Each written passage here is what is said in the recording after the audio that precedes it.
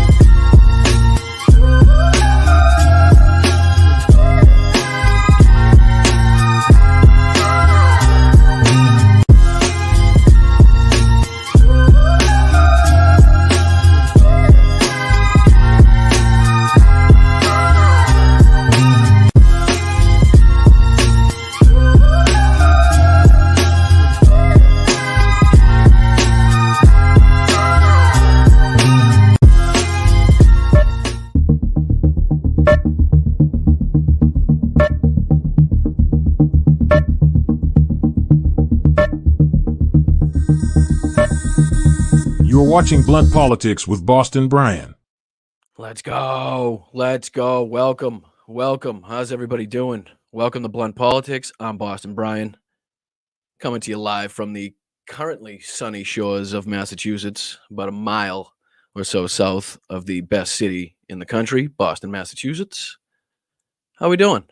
Coming in live, coming in clear, coming in hot. Can you hear me? Can you see me? How we doing? How you doing, chat? Where we at today? How's everybody doing? Mark, appreciate you being here. Thank you for your services. Benny Loco, welcome. Chris, Paul, Daphne, right off the bat. Hold on, let me get to you. Happy Sunday, Boston Brian. Are you stoked that Boston got Patrick Maroon skating with them? Big Rig Maroon. Absolutely. Absolutely, I am. Anytime that the people I hate playing against are now on the team is a good thing. Which is one of the reasons that I like Marshawn where he is, because as much as you hate to love him and love to hate him, it's better playing with him than it is against him. But how's everybody doing? Everybody can hear me. Ann, how are you? Sally, how are you? Carl is on time. Must have set his clocks right today. Andrea, welcome. Thank you for your services. Robin, Judy, Loquera, welcome back.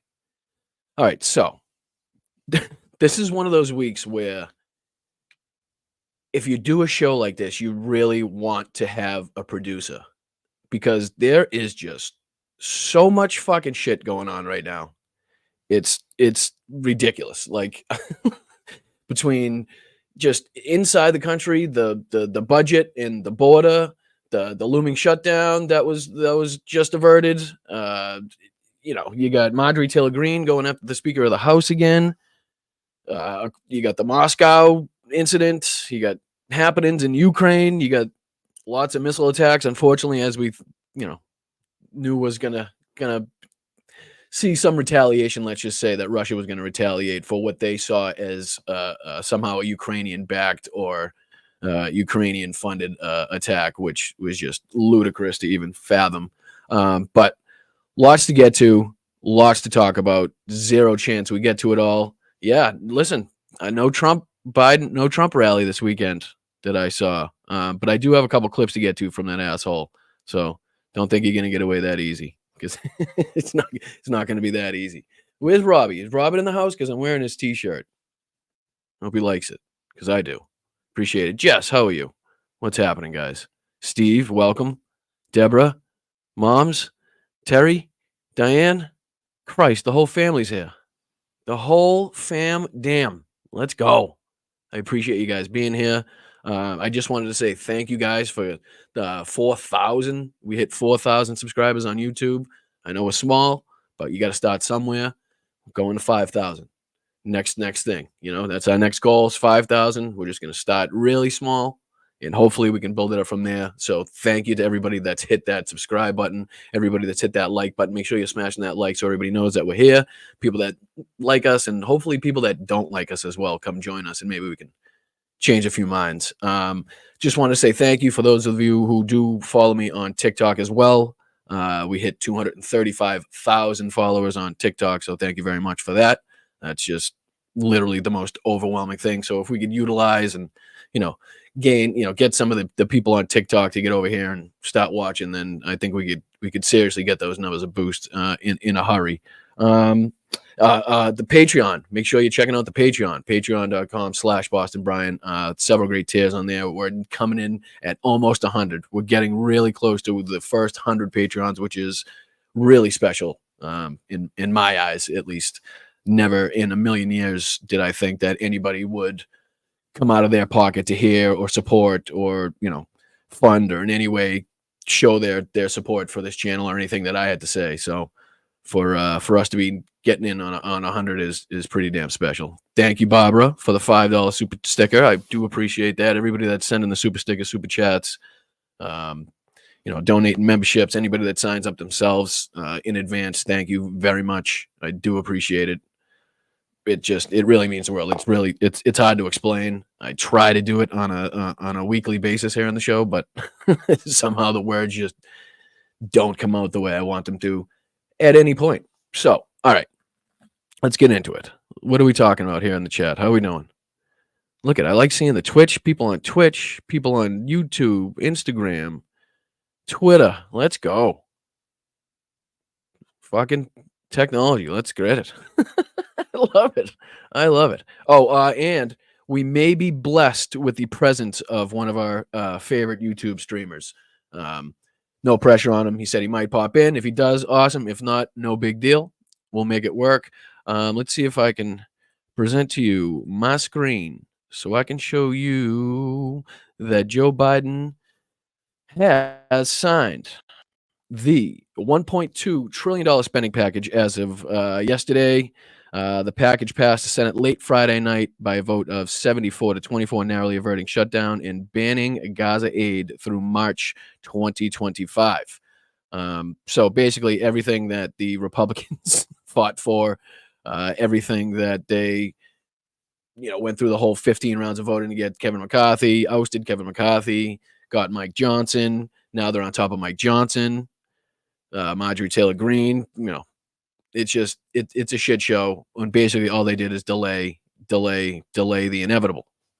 So Joe Biden doing what he needed to do. President Joe Biden on Saturday signed into law a $1.2 trillion budget bill to keep the U.S. government funded through a fiscal year that began 6 months ago and to avert a partial shutdown, according to a statement released by the White House. Let me see if I can do this for you, though. Might help. Let me see if I can do this for you. There we go. That might help you. That might help you a little bit. The bipartisan funding bill I just signed keeps the government open, invests in the American people, and strengthens our economy and national security, Biden said in a statement. The bill was passed in the Senate after midnight in a vote that fell 74 to 24. It came after funding had expired for government agencies, but the White House sent out a notice shortly after the deadline announcing that the Office of the Management and Budget had ceased shutdown preparations because there was a high degree of confidence that Congress would pass legislation and the president would sign it on Saturday. Quote, because obligations of federal funds are incurred and tracked on a daily basis, agencies will not shut down and may continue their normal operations, quote unquote. The White House said in a statement, prospects for a short-term government shutdown had appeared to grow Friday, even after Republicans and Democrats battled over the proposed amendments to the bill. Any successful amendments to the bill would have sent the legislation back to the House, which had already left for a 2-week recess, because that's basically what the House does. They leave the world's most important issues on the table while they go off on a fucking 2-week vacation. But what else is new?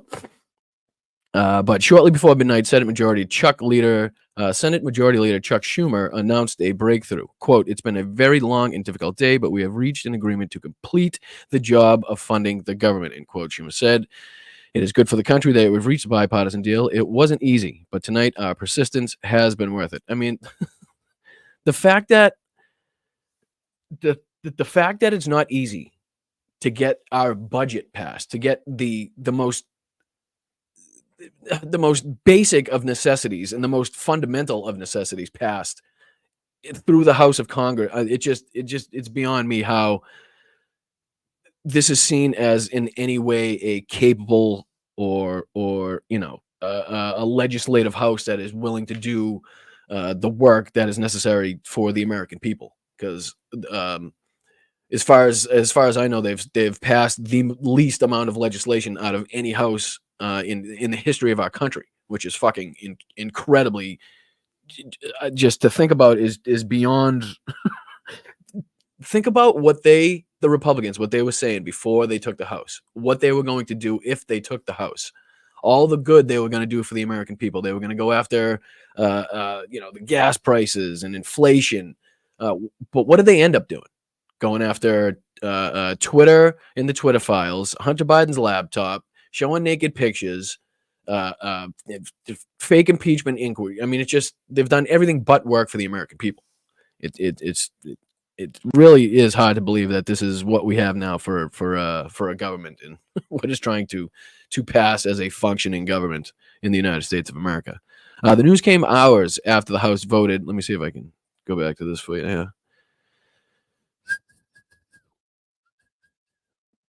Yeah, right. The news came hours after the House voted 286 to 134 to pass the bill. 134 people voting in, which will fund the Department of State, Defense, Homeland Security, and others through September. U.S. Congresswoman AOC was one of the 22 House Democrats who voted against the $1.2 trillion 6-month package. The package includes a ban on direct U.S. funding for the national relief and works aids for the Palestinian refugees, an agency providing key assistance to Gaza until 2025. Biden has already said he will sign the bill immediately once it reaches the desk. The president signed a pending bill covering the best of the government earlier this month, so all agencies are now funded for the rest of the fiscal year, eliminating any threat of a shutdown until October. I mean, last-second Lucy's. Talk about a last-second Lucy attack here. What are you guys thinking about it, though? Are we happy that it got passed? Are we frustrated that it took so long when nothing was changed to begin with? Are you just happy to see the government not shut down, or at least partially not shut down? It frustrates the shit out of me. I know that. Absolutely. There's just no way not to be frustrated at the at the slow rolling that the GOP has no issues doing when it comes to the necessities of not only our country, but, aid around the globe. So I don't know. It's beyond me. You guys are gonna have to tell me what you guys think about it in the chat, though, because I'd really like to know. Baby steps, yeah, baby steps. That's what we're down to, though. You know what I mean? Like that's what we're working with our government. We're happy with baby steps. It's sad. It really is sad. It's sad and unfortunate. But what I mean, one of the more important things that has happened over the last few days, as you guys have known, as you guys have heard about, as you guys have seen, is the shooting or the terrorist attack in Moscow. Just a horrendous, horrendous event. And as stated by Hal and many others, there's just absolutely no place for this anywhere in anybody's society. There's no place for celebrating this. There's no place for cheering this on. I don't care how much you support Ukraine and how much you're against Russia. This is the civilians are not the people that our fight is with. Our fight is with the governments of these brutal regimes, of these dictatorial countries. Our battle is with the people in these governments, not the citizens of the country. Now, if these citizens were to join the military and then bear arms or pick up weapons against Ukraine or any other one of our allies, then that changes. But in no way, shape, or form is this a trademark or a hallmark of anything that Ukraine has perpetrated or done inside of this conflict so far. Okay? Ukraine has, in my opinion, worked incredibly hard, incredibly diligently to strike only the most viable military targets that pose the biggest threat to their survival, to their existence, without doing harm to civilian population. Now, is that 100% controllable? Obviously not. In times of war, nothing is 100% controllable. But in my opinion, Ukraine has fought 180 degrees differently than Russia has fought this war. Russia has absolutely no qualms about shooting huge missiles and rockets and bombs into heavily populated civilian areas and cities.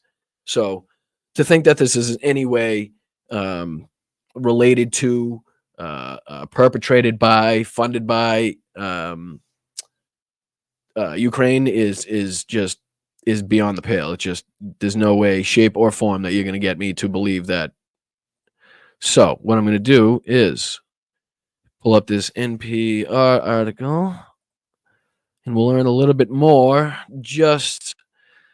I mean, obviously, we know that ISIS-K, the group that claims attack, was the same group that carried out the attack on the Afghan withdrawal. So we have seen, stuff like this from that group before. There is precedent for an ISIS attack in Russia, as I'm sure some of you may have heard Phil describe on Hal's show yesterday. But let's read what NPR says about it. What ISIS-K, the group that claims it carried out the Moscow concert attack. So the death toll is up about 133 people, the last that I saw, which is just hot. Yeah, that's just, I don't know. And luckily, if there is a luckily in this situation, which there might not be,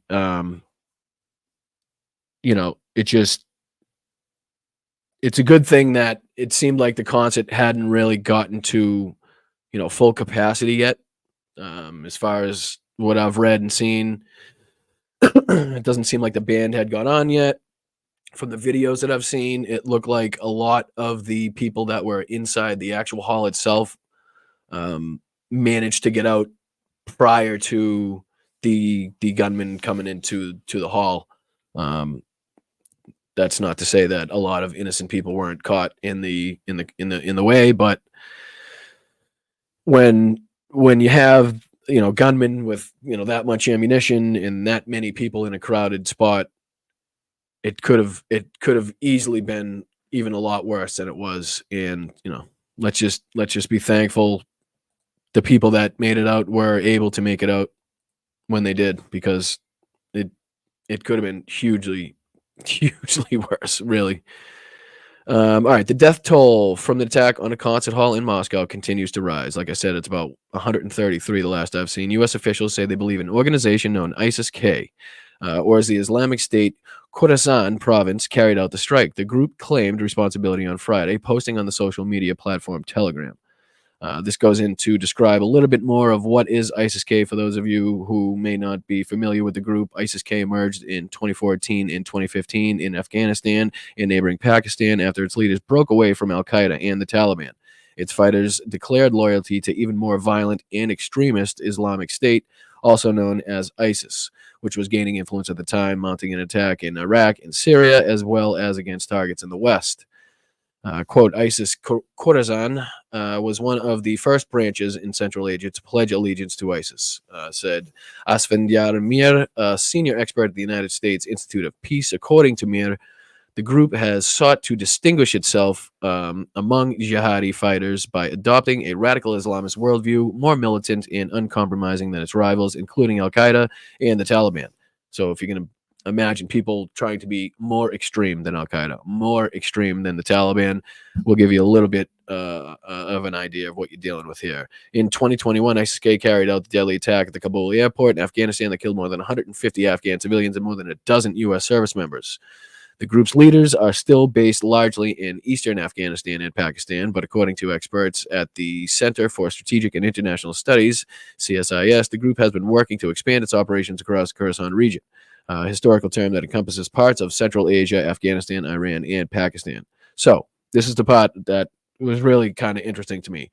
And what I don't think a lot of people may recognize, because a lot of people, when they saw that ISIS claimed responsibility for the attack in Russia, they were like, well, how does that make sense? And to an extent, I said the same thing, because I was not aware of the amount of strikes or attacks that have been claimed to have been perpetrated by ISIS inside of Russia. I was aware of a couple, but not as many as there have been. So this might explain a little bit take away a little bit of the confusion. Some experts said they're waiting for further confirmation that ISIS-K perpetrated the attack outside Moscow, but they agreed Russia has long been a major target for the group. Russia is at times equivalent or a greater enemy for ISIS-K than the United States, which was wild for me to hear, to tell you the truth, said Daniel Byman, a senior fellow at SCIS or CSIS and a professor at Georgetown University who has long studied ISIS. Russia was an ally of Syria's government in the war against ISIS, and Moscow has developed closer ties to the Taliban in Afghanistan, angering ISIS leaders. According to Byman, hatred of Russia also remains intense among jihadists who fought in Russia's army in Chechnya in the 2000s.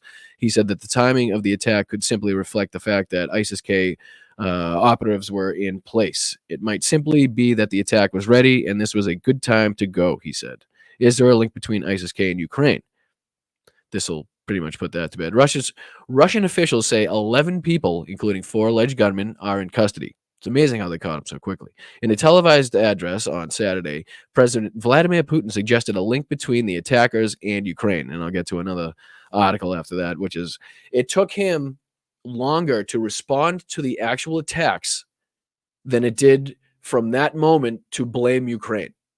So it took him roughly 12 to 13 hours to come out and say anything about this attack. I think less than 10 hours after that, he was already blaming Ukraine. It's amazing how quickly they work. It never ceases to. Oh, what the hell, Hal? What the fuck? Here we go, brother. What's happening here? Hi. I didn't know you were here. I can't even see the stages. Yeah, that's okay. There's little room below there or whatever, and I just I finally figured out how to How long you been there? Just a couple seconds. It's okay. I've been good. loitering the entire time. I have notes actually. 1 second. Where's my notepad? I had some for my stream notes for you. No, that's You mean these? yes, yeah, right, absolutely. No, I use Notion. All mine are digital, so they're permanent. I can't just toss a match in my house. Yeah. Mel's gonna get pissed at me because we actually worked this out for you, and we do that because that's your name, just in case people don't know. Look at that. So I wanted to be ready and on the fly. Let's give Mel some credit because she designed all the logos, and she put the Slav Ukraine in there, and she did a fabulous job with everything in this whole thing. Excellent work. Welcome to the show. Thank you. The only note I would make for her is that when you go out, and this is the downstream keying aspect of YouTube and other things that put bugs and stuff over it, a lot of times the little live thing up in the corner might cover your graphics. So just check in on some of those things so that you don't miss it. You're talking about the countdown? Yeah. Like the timer thing? Yeah. I got you. No big deal. I do appreciate it. So how you doing? How you been? How you hanging? I'm really good. I'm good. Today, Sunday is my sort of 1 day off. So Summer and I are going to a game. We're going to I think hockey. Yeah, I think we're going to hockey tonight. And it's one of the teams. At least know the sport. her son covers this, like the sports for UNLV. So it could be pre-games of one thing, or it could be a baseball game, or it could be whatever. It doesn't matter. My cousin played football at UNLV. All right. Yeah, so my uncle lived in Henderson for a long time. Oh, yeah. What was weird to me that every house looked the exact same. So every time I went there, I had no idea which house. It's like when they were just building out. It was when they were just expanding everything out there, and it was like everything was blowing up ridiculously fast. And they were just trying to make it as cookie cutter. Yeah. Besides the kind of alt Italian casino-esque artwork of the Strip, everything outside it is a terraforming experiment. They're just trying to think of it as like all the Mars rovers and the habitats they're going to build will all look exactly like. It's the same science because it's just like it's hot. It's just like right. My only thing is, and this is a running thing with Summer and I, is like, why are there any slanted roofs here? You don't need runoff. There's never going to be enough snow for the runoff. You need about an eighth of an inch grade to get the rain to run one direction. Right. That's it. There is fucking reason. Yeah. And as a guy that did roofing for 7 or 8 years before I got into plumbing, I would love doing roofing out there because when you're on like a 12 pitch in Massachusetts and it's Oh, it's like, nuts. the Like peak of the roof is like, like yeah.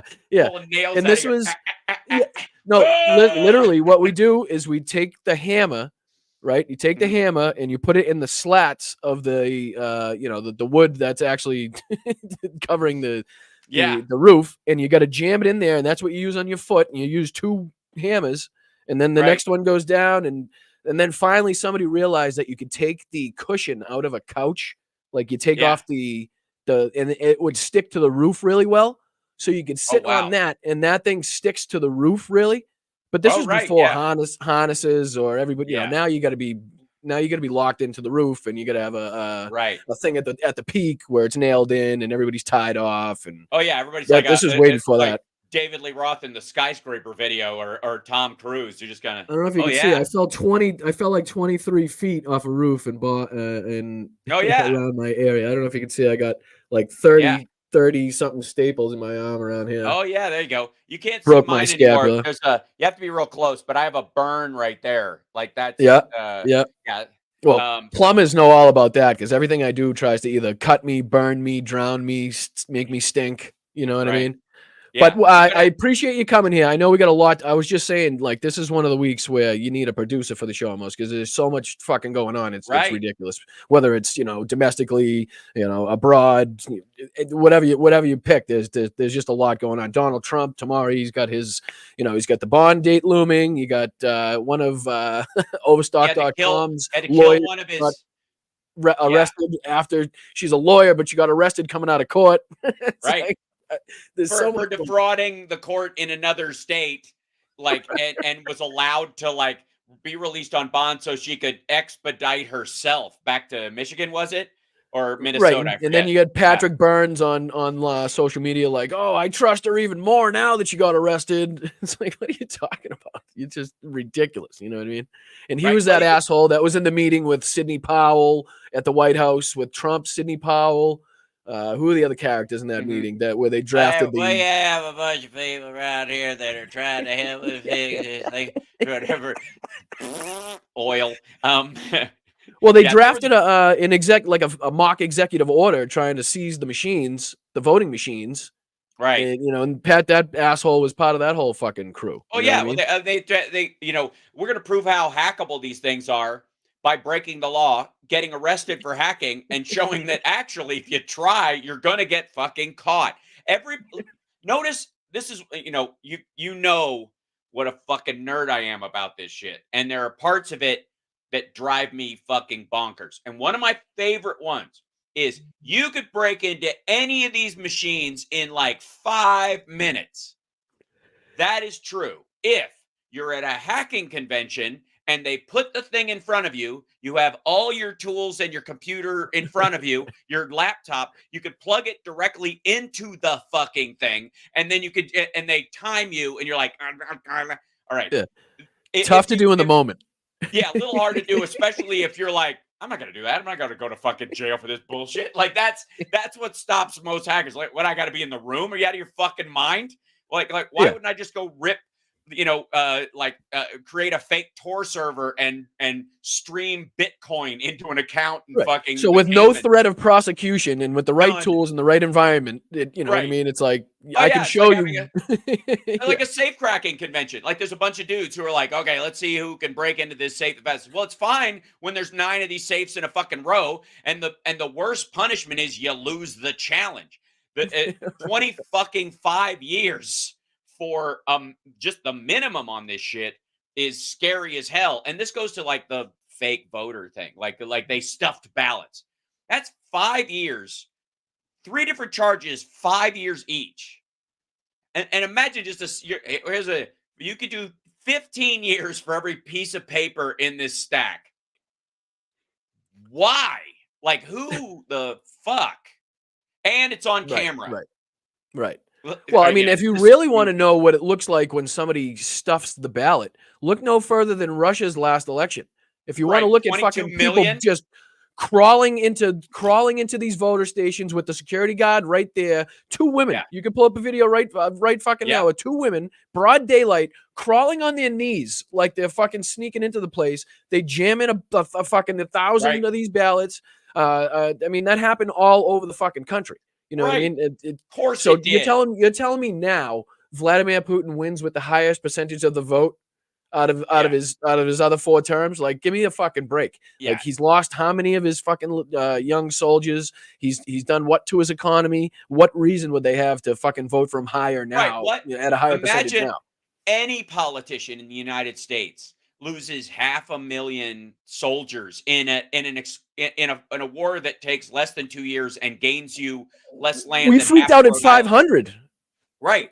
People, yeah. Right. Right. Yeah. Right. We lost 10 this month. Holy shit. Like, fucking Right. people are losing their fucking minds. And we should. Like, we should Correct. keep track of that shit. But but like, imagine an American politician winning 85% of the vote after losing 500,000 fucking. Get the fuck out of here. Shut the No. I mean, Right. fuck off. In a country that big too. Right. Yeah. Right. Yeah. And With that many with that many fucking different yeah. ethnicities and Yeah. people, it's just so many different cultures into Right. one huge encompassing country that you think everybody's going to be in lockstep.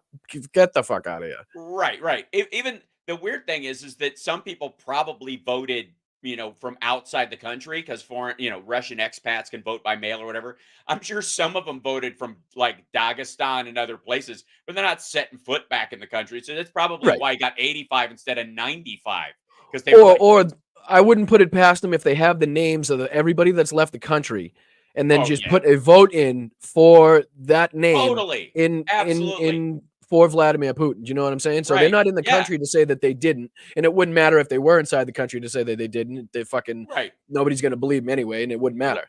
So Because they'll do with those votes when they're mailed in. If you get a mail-in vote from overseas, they'll do exactly what the Republican Party did in northern Pennsylvania, which was Giuliani's only suit that he put forward in the state, which was the 2 Republicans who had their votes tossed out, who Right.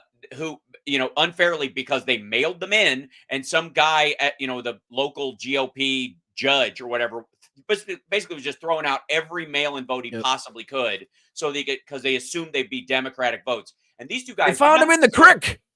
right, They were in the river in the creek. yeah, right, in the garbage behind the place. And these guys sued for and you know what the remedy they wanted was? They believed it was unfair that in Philadelphia and other places they called people up and said, "Hey, is this really you?" And those votes got counted because those people had a legal right to vote and had actually sent it in, and they answered yes when the person called, and in some cases went down there in person and showed their ID. The vast majority of them did. These fuckers wanted all those people's votes thrown out because theirs was. How is that a remedy for you? Well, it's like if you, I mean, in a fraud that big that you say happened and was perpetrated inside the United States, what I'm saying is there would be the videos, there would be the the thing to look at, like there is inside of Russia in their election when you say, Yeah. okay, it's fraudulent. Like, okay, there's videos of this lady stuffing the ballot. There's videos Right. of this lady It's setting the cartoony. ballot on fire. There's a million videos of people with blue paint going around, you just stuffing. So what happened to those ballots? How do they count those ballots? Obviously, they're just gonna make up a count. You know what I mean? So if somebody goes in there and sets a whole ballot box on fire, Mhm. all those people aren't coming back and re-voting.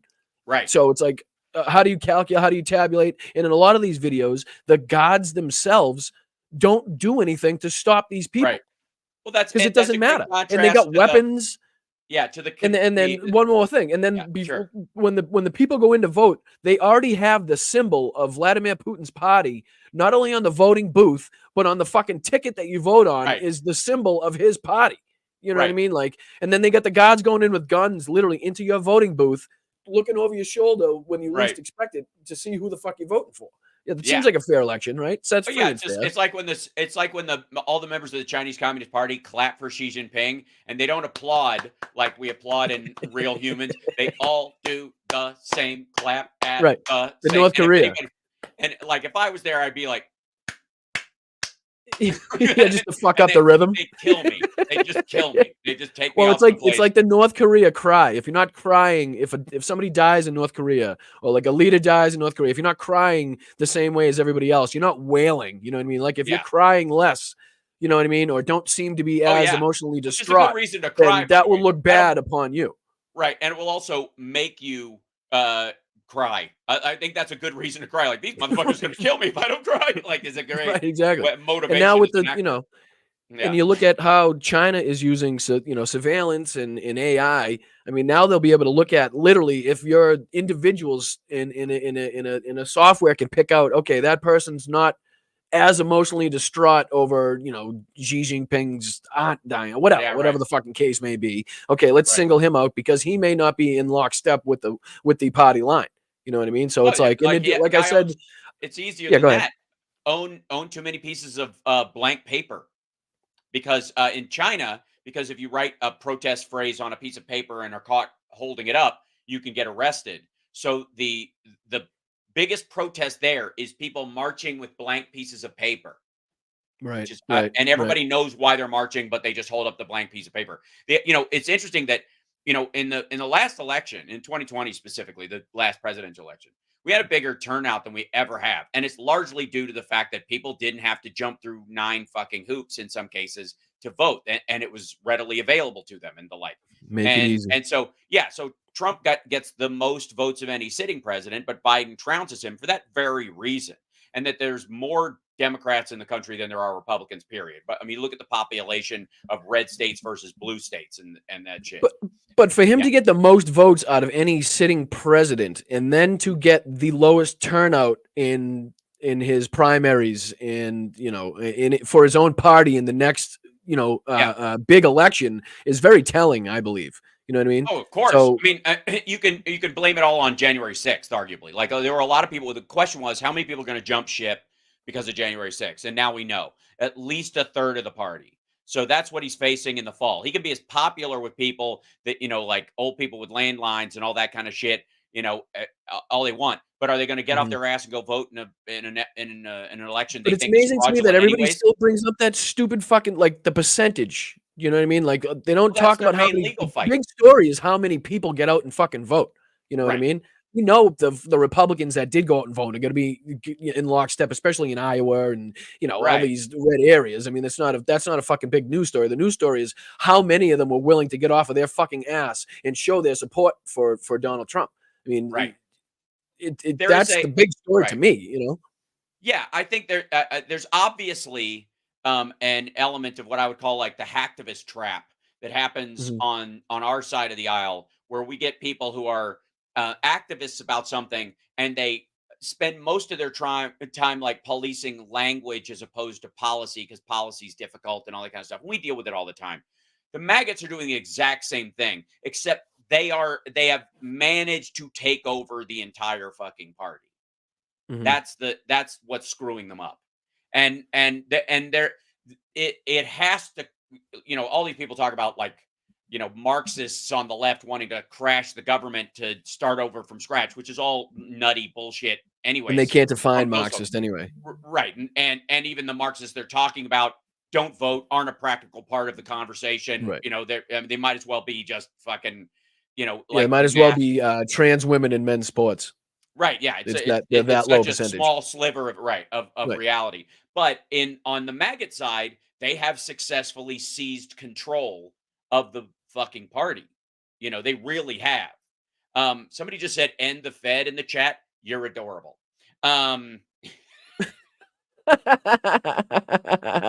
end the Fed. Yeah, that's what we want. We want go back to the gold standard because everybody wants to Right. base their Yeah. currency on a pretty rock. Well, fuck. What's his Instead, face? But Menendez will be right up there. oh He'll yeah, be he's first. he's all for a gold standard. Yeah, absolutely. Well, I mean, it's a lot of these people would rather have a, diamond standard because it's easier to smuggle them out of the country in your rectum. But Like China does, but they're sharp. but they're Exactly. worthless. Right? Yeah, they're fake.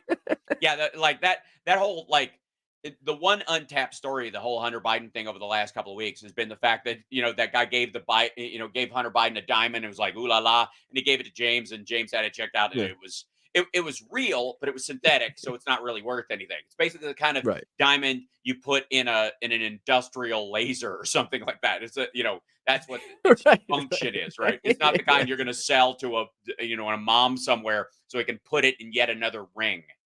Right. Well, I think I can speak for not only myself but everybody in the chat when I say that we appreciate you and how much you did dive into that whole situation and have been diving into that whole situation, and let's say your slight obsession with getting the details, the facts, the dates, when things happened, because you could talk about all, people talk all the time about corruption and this and influence and power, and it's like, okay, what years are we talking about here? Because there are very specific periods of time where Joe Biden had no influence whatsoever. Okay. Right. And those are the periods of time that you're telling me that these supposed acts, even if they did happened when he doesn't have the influence that is Right. There is no necessary influence to to pull peddle. off corruption. You know what I mean? Yeah. It's like Tony Bobolinsky was their prime witness this week and was like going to put the nail in Biden's, criminal coffin or whatever the fuck. And that dude never met a single member of the Biden family until 2017. And by early 2018, everybody that had even met him had told him to go pound sand. right. It was literally the only window Joe Biden has not been in office or running for office in his adult life since 1973, for fuck's sake. The only window is the time he meets Bobolinsky, and Bobolinsky's like, they were engaged in influence peddling. Like, motherfucker's literally the only months out of, thousands that he doesn't have any influence to fucking peddle, except the brand, which is that he's trustworthy. And that's what they're talking about. The brand in any of these situations. What's Elon Musk's brand or Trump's brand or whatever that, that part. Right. None of them can sell that brand to a foreign entity. Is just, other than having him on the board of something and they go, oh, we got a smart guy sitting here. Right. Well, Trump. Well, people argue that Tesla would be Elon's brand, but it's actually not Elon's brand. It's a Wouldn't exist without the Obama administration. Right, The Obama exactly. administration hadn't added electric car bailout to the auto bailout specifically for climate reasons. Nobody would Elon Musk would be on the level of Peter Thiel as far as people's knowing who he is and what he does to some degree. I don't think there's few people that have benefited more from federal grants and federal implementation than Elon Musk. He there's no way he would have the resources, the wealth, even close to what he has if it wasn't for the United States government in their backing. It's just, he's literally using U.S. based launch pads to put Starlink satellites in the sky that he's giving access to Russia to use. For fuck's sake, that's the man. That's the. That's Did you see Eric Swalwell's takedown of the impeachment? The time of death part, you mean? I'm not. I forget if he said that. It probably, yes, correct. Yes, Yeah. The one where he put it on the board and where he says it in a different language. I mean, that's a pretty good fucking takedown. I don't know if I can. I don't know if my show's fancy enough to to show it while you're on screen. It definitely is. Yeah, you can. It'll. Eric Swalwell. What would you say? Time of death. Yeah. Like impeachment, time of death, or whatever. Yeah. I mean, and I think I want to say it's Nancy Mace, but it might be somebody else who says, say it in Chinese when he says, because he did say Zaijian, which is goodbye in Chinese. And like, hey, asshole, he doesn't speak Chinese. That's one of the reasons why they were able to like speak freely around him and try to take advantage of him. And he, unlike Trump, the minute he found out this lady was a spy, cut bait and rode away. Trump continued to invite these people to Mar-a-Lago, to Bedminster. Yeah. Let me see if I get to change the name for a second. I'll just take them off for a second. Around. Don't worry about it. Yeah, you can take it off for a second. People know who I am. God damn it. All right. Let me know if you can hear it. So, bye-bye. I'll start it over. This is just a short version. It's over. Yeah. Impeachment's over. Dunzo. Bye-bye. Rigor mortis. Lights out. Curtain drop. Mic drop. Peace. Adios. Sayonara. Au revoir. Or a language that you all understand. Doi Sivdanya. Did I say that right, Mr. Parnas? Das Vidanya, but yes. Close. Das Vidanya. Yeah. I dare you to impeach. But you won't, because you don't have the evidence. And because you don't have the evidence, you don't have the votes. Guys, it's dead. And so I'm here to pronounce the time of death. Somebody else say it in Chinese, I think. Yeah. But they cut it. 516. Say it in Chinese. Impeachment is dead. There you go. 516. Biden impeachment's dead. Joe Biden has been acquitted. That is so Say it in fucking Chinese. awesome. Say it in Chinese. That It's like that is so so awesome. lame. Yeah. I think that was one of you think because of the Chinese spy thing? Yeah. Yeah. Because they keep It sounded pushing like the one bang of bang it thing. sounded like one of ours, no? No. I could be no, all right. It sounded like they wanted to say it because of the CFC thing. No. This was clearly Because of his yeah. yeah, I know, I get what you're Yeah, saying. it's Even though the FBI fully exonerated him, Right. to Yeah, my just recollection. recently, by the way, and his ethics hearing. Unlike our dear friend Fivehead Matt Gaetz, Right. who was about to be deposed by the woman he had intercourse with when she was a minor. And that God, as a piece of theater, if I can get a hold of that transcript, holy shit. But they're gonna videotape that. So No, yeah. ugh. What do you think happens tomorrow with Trump? What do you think we're going to see in here, and what are the next steps? Because I'm seeing kind of conflicting things where obviously we're knowing that Letitia James is going around and evaluating the properties and seeing exactly what they're worth and what he would kind of have to put up if he's not going to be able to get the bond. I read something this morning saying that it's going to be a little more difficult than we think for her to really get these properties. I'm not obviously huge in law, but because they're not fucking his. That's exactly. That's the issue. He is, and Right. this is the part that I'm looking forward to. I don't care. Like, here's what I think. I think she should take the most unknown properties, the like houses he's never mentioned even. Leave Trump Tower alone temporarily because he's going to lose it anyways. And that's going to be part of a greater thing. It'll be better when somebody buys that off of him to pay for his legal fees in the Jack Smith trial, and somebody's hacking that shit off as he's about to go to jail. I think that's great optics. Hang out on that shit. Just put a lien on the properties, on a bunch of them. All of his Baltic Avenue kind of things, and his railroads and utilities and monopoly, as opposed to Park Avenue or Park Place. And so, because I think what he wants right now is, he's a big fan of the "if you're going through hell, keep going" concept, right? And Samantha just gave you a super chat, so good work, Samantha. Oh shit! Sorry, I'll go back to the comments. I'm gonna ask. It just happened. You didn't miss it. Thanks, Sam. Appreciate you. Yeah. So,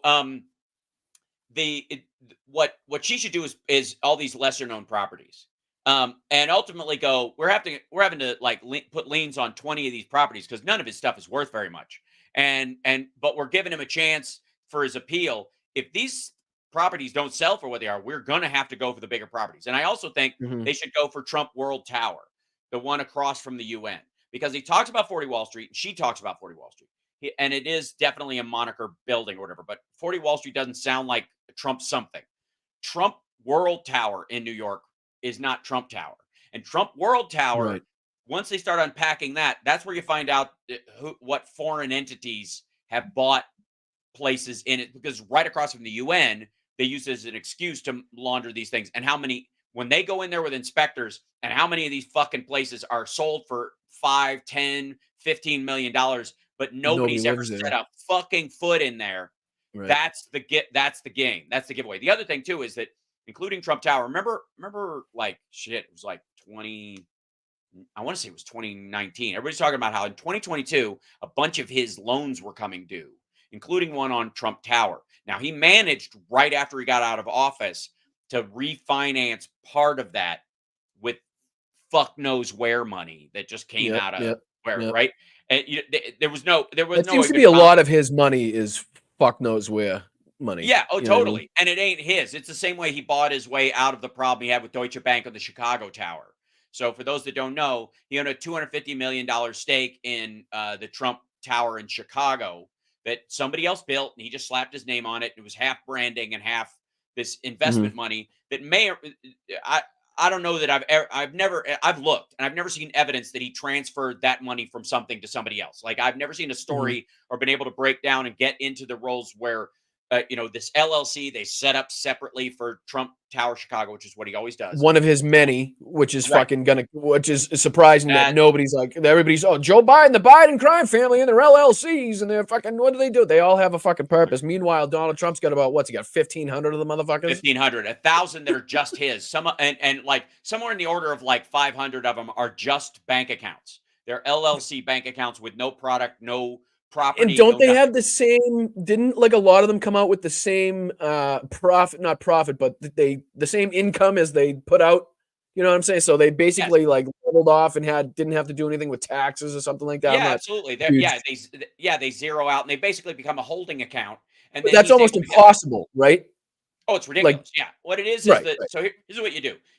For these, and this is similar to the Chicago thing. So you set up an LLC for real estate specifically, and you don't have to list the investors on real estate for a myriad of reasons, especially in New York. New York has some of the worst laws about it. LA's laws suck too. Chicago has some issues. All the big cities for a while were trying to court foreign investors, but the foreign investors were people who lived in dictatorships or something like that and wanted to be able to invest their money under the radar. So they didn't want a big giant flag being stuck in the ground that this is I where think they it started get after the housing crash almost, where people were desperate to get fucking funding and money back into their coffers. It was way before that. It was way Yeah, way right, back right.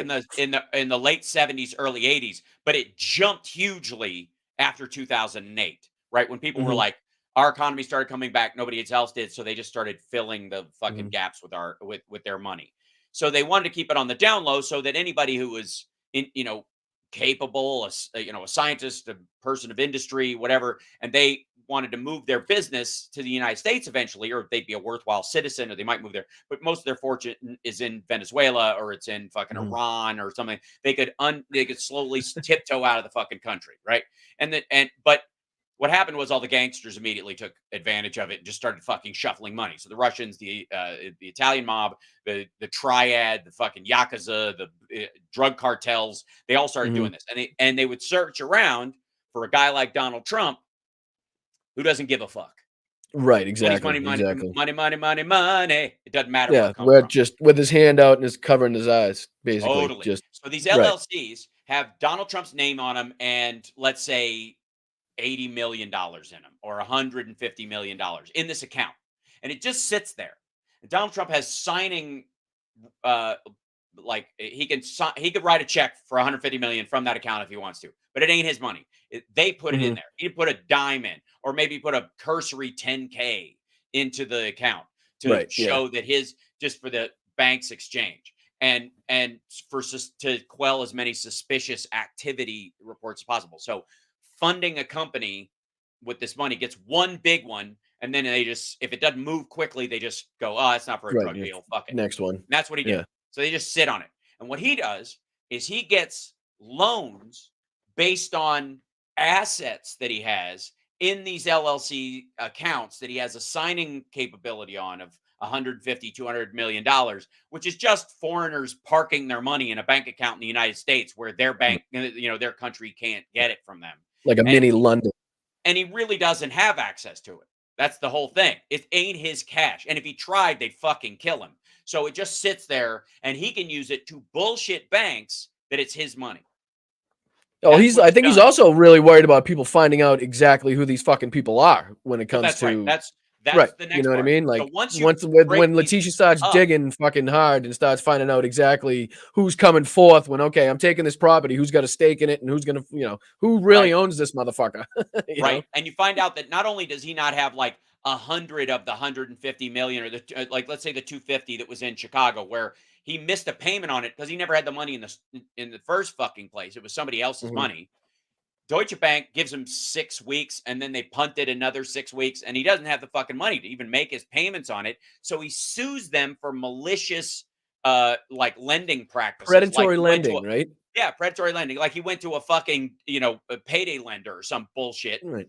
And why'd they give it to me? I'm an asshole. I don't have the money. They're fucking idiots. Yeah, right. Yeah. They know I couldn't pay this. They're just trying to take my money, right? So he used the laws that are supposed to protect people who go to payday lenders and get fucked because they get, they change the rules between Friday and next Friday. He used those. He sues them for $3 billion, which is in a category that makes it automatically kind of have to go to court for a while anyways, right. which will fuck them out of certain money they have coming in, Deutsche Bank. Then after that, like during that lawsuit, they settle and they allow his 250 to be backfilled by some investor that comes into the bank and serves as his secondary for that 250. Yeah. Vladimir So they're happy. fucking Putin. And because that's where Deutsche Bank got all its money laundering, cred from, was all the Russian oligarch money going through the German bank. And it was partly them trying to, through Nord Stream and through banking, try to pressure Germany into fucking Europe so they could squeeze Europe and control Ukraine and other places, the Baltics and stuff. If Germany's the biggest economy in Europe. Somewhere. Yeah, really. Yeah, fucking everything's a reboot with these assholes. Like, and it's never as good as the original, thank God. But that was what it was. The 250 was just fucking magic and money. Deutsche Bank was just happy that they just were happy to get the fuck out, basically. Yeah, you could argue they were just trying to squeeze the Russians for some more money to backfill his shit, and were part and parcel to the whole thing.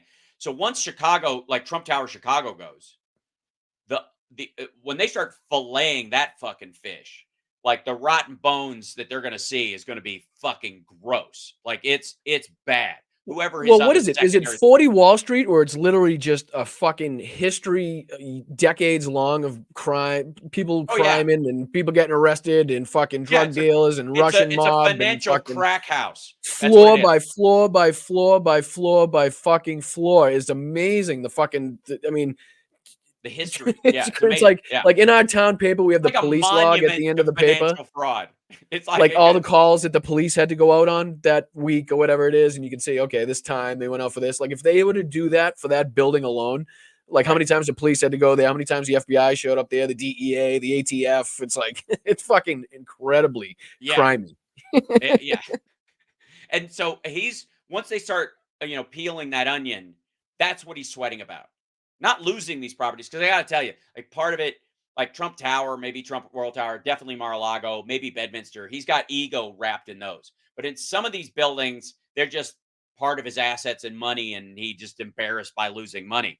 But it like the amount, there's a certain level of like, if you were smart, and he isn't, but if you were smart, you would keep your name properties clean as a fucking whistle. Right. And then if you were going to engage in this kind of shit, you would engage in this in all your no-name properties. But he's such an egomaniac, he barely has any. Yeah. It's all like Trump Bedminster now. It's all his main fucking buildings, because it's all a branding scheme, right? Because so he has to slather his fucking name on everything, and you're like, it's literally like Jim's Crack House. You're like, you can kind of, if it was a crack house and you're just like Jim and you're the main crack dealer. That's why he only knows how to talk about the finishes and shit on the building and like stocking it with furniture and what fucking carpets to use and the drapes. Because he doesn't know about the construction or the engineering or the fucking, the materials used in that and what fucking schematics he needs. And you know what I mean? Yeah. And quick question for you. It says right here that it says Instagram has disconnected from the stream. I know you don't use StreamYard, but just in case. Right. It said they currently disconnect streams after 1 hour for most users. If you want to continue streaming on Instagram, you can remove this destination from the stream and re-add it. What the fuck does that mean? Oh, you have to like almost log in. It's a pain in the ass. That's why I use Restream, and it's not an ad. That's why I use it instead. That's exactly what. And it's basically what, the same kind of platform as StreamYard? Yep. Yeah. Is it free? No. Oh. Shit. That's why. Yeah, StreamYard. Well, StreamYard's free on the lesser level. If you move up to like whatever they have, don't they have tiers? Right. This is the professional level. Yes, there you go. So Restream has a similar thing. I don't think you can have guests on the free version of this, and on the free version of this, it's got the fucking StreamYard, like literally like Trump's logo on fucking the cups and the bags and the hats in the corner. Right, yeah. It's on your face. It's on your shirt. It's the fucking the microphone's a StreamYard microphone. Over you. Yeah. Yeah. I tried getting fucking characters, dude. I tried downloading. I'll have to talk to you off stream about it, but I tried getting your camera characters because I was going to surprise the shit out of you with one when you came in. And I can't fucking for the life of me figure out how to Right. do it. I literally watched a Terrible. 50-minute instructional video. Sorry, there's a StreamYard ad happening right now. I can't. Can you see me? Fucking StreamYard. Whack, This, whack. this whack. It's like the Geico. Affleck. The Geico. Yeah. Affleck. Right. Yeah. Affleck. Right. You're right. It's very complicated because they sort of canceled it, and so I had to hack my way into it. And That's what I was saying to fucking it's a Kyle because I was lot. like, I It's remember just a Hal's. Brian, it's a fucking lot. Okay, it takes a lot of work to have this kind of wacko quality. It does, you know. I spent a lot of time under my goddamn desk, right next to the fucking. You would have loved it though. chair. You would have loved it if I was. I I would've. wanted to do the. No I was gonna fucking do the question. Joe Rogan. I was gonna say, hey, Jamie, Oh, Jamie, right. can you put Hal in the box? Can you put Yeah, Hal on the right. screen? Put Hal on the screen. Yeah, But where's like you it? said, I watched a 50-minute. Jamie, of- Jamie, dude, put Boston Brian up there on the screen. Yeah, and somebody shaved my back. Did I smoke that video or did I watch it? Yeah, I watched that video and I roll it up and smoke it. No, but I man. was gonna. I watched a 50-minute instructional video on how to like load it and do it, and I forget what the Oh, fucking it's thing rough. was. I go to do it, and it's like this is not a fucking thing anymore. Yeah, It's like what? it's a lot. You gotta Yeah. be shitting me. I went through the whole Yeah. fucking thing too, but it I'll- still I'll be- allows you to like go to the site and everything. Yeah, Fucking weird.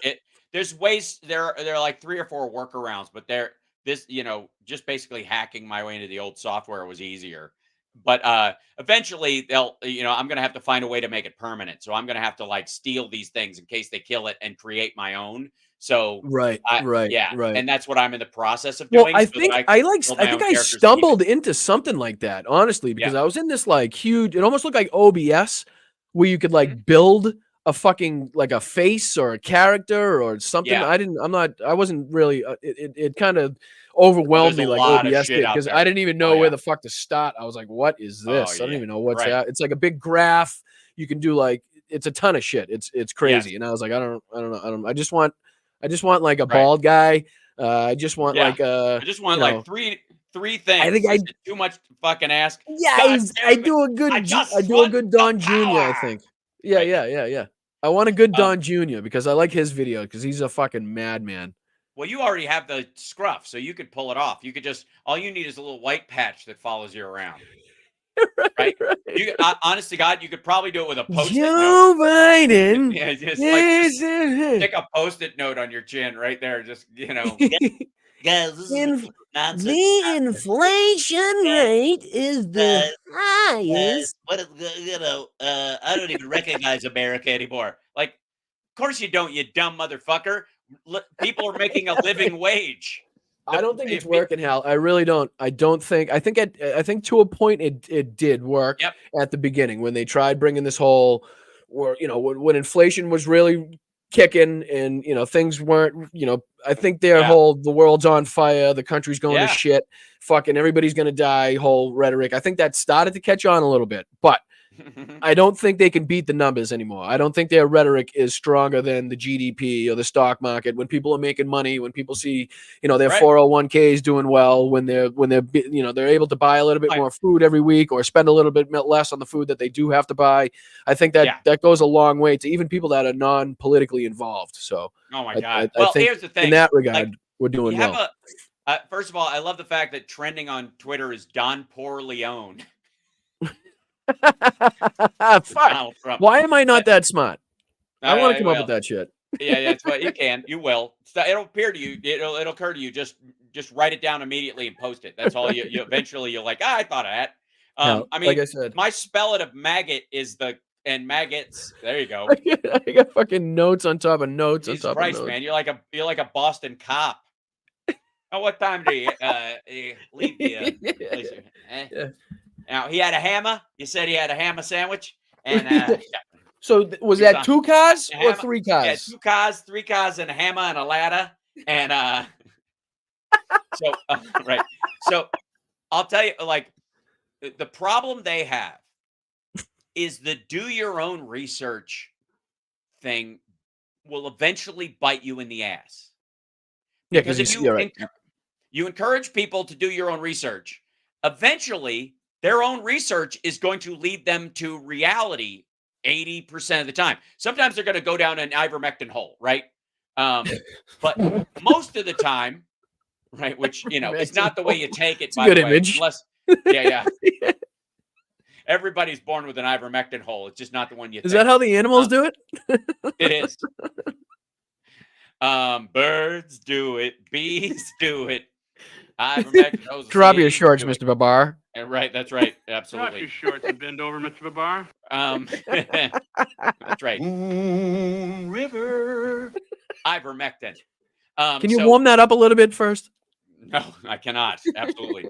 I can use piece of malware called Q-Snatch. I can do that. But have you ever been on a show with a fan that knows your drops? Yes. Like, yeah, it's so much more refreshing than being on Steph's where she never expects them. Like, I don't know why she wouldn't expect. It's really a cool thing. The fact that I started off, not that I'm not anymore, but as an actual fan of the show and the work that you do, and not wanting in the chat and the people in the chat, like there's so many different aspects that make a good show and a good live stream for people to watch and enjoy and sit there for 2 hours and be able to watch shit that is boring sometimes. People they fucking hate, they can't stand annoying people spewing bullshit. So to be able to make that in any way entertaining or easier to consume and to obviously point out the facts and what's wrong and what's right.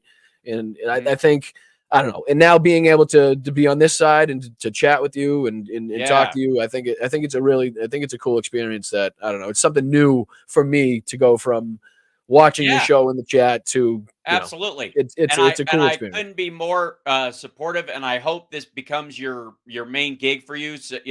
So that you're subsidizing your plumbing habit with your internet as opposed to the other way around. And I get it too. I went through the same thing, except my industry died for 2.5 years. So I had to, I didn't have a choice. There's no other, you have at least plumbing to fall back on in that regard. I feel like I'm on a fence. It's like plumbing takes up so much of my time that I don't have a ton to put into, making this a bigger thing. But then it's like, I'm doing this and making this as a bigger thing. I don't have a ton of time to do the other stuff. So it's like, I got to figure out a way to and with the support and the help of the people that, the Sparklers and people from Tony Michaels, the Midas Mighty, Major, fucking, all these different people that congregate in different groups, but have the same message and the same goal in mind to come together and, to support the channel. And like I always tell people, if I'm the person that gives you the most for their value, I suck at that. Hit the like. Everybody hit the like right now. Yeah.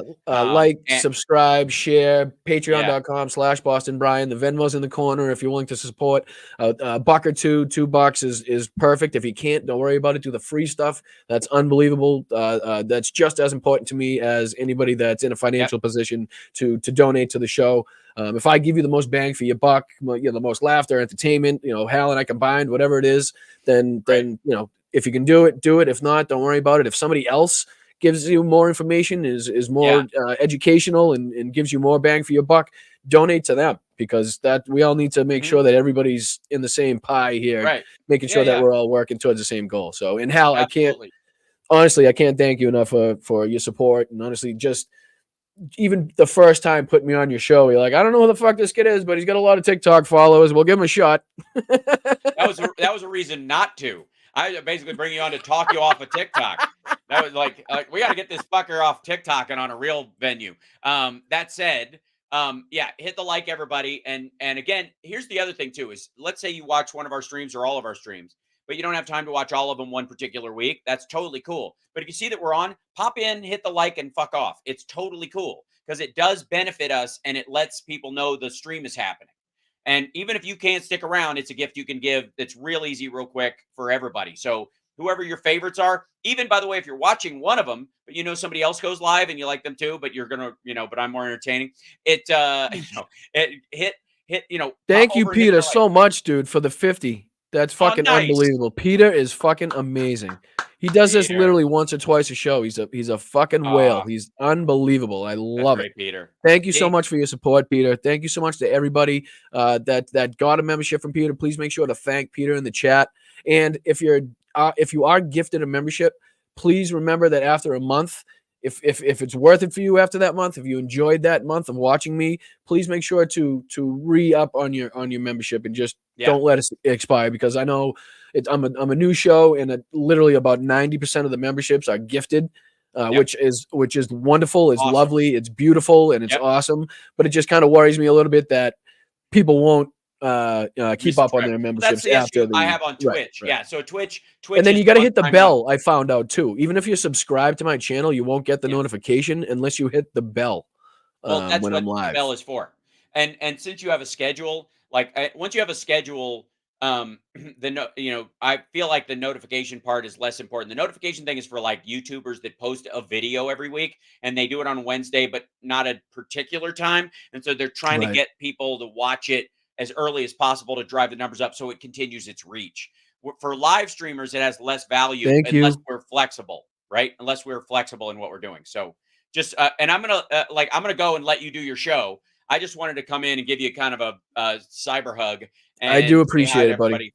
And I do. And yeah, and I have a lot of things that I'd love to discuss with you a little, in deeper conversation. So, like I said, no, in real no life obligation, but anytime you feel like popping in, you got the open door. So pop in anytime, and we can chat about some stuff, because I know we agree on a shitload of stuff, and because we're humans, we disagree on some stuff. So as we should. And like people say, if you agree with me, 6 out of 10 times, that's good. If you agree with me 10 out of 10 times, there's something wrong with you.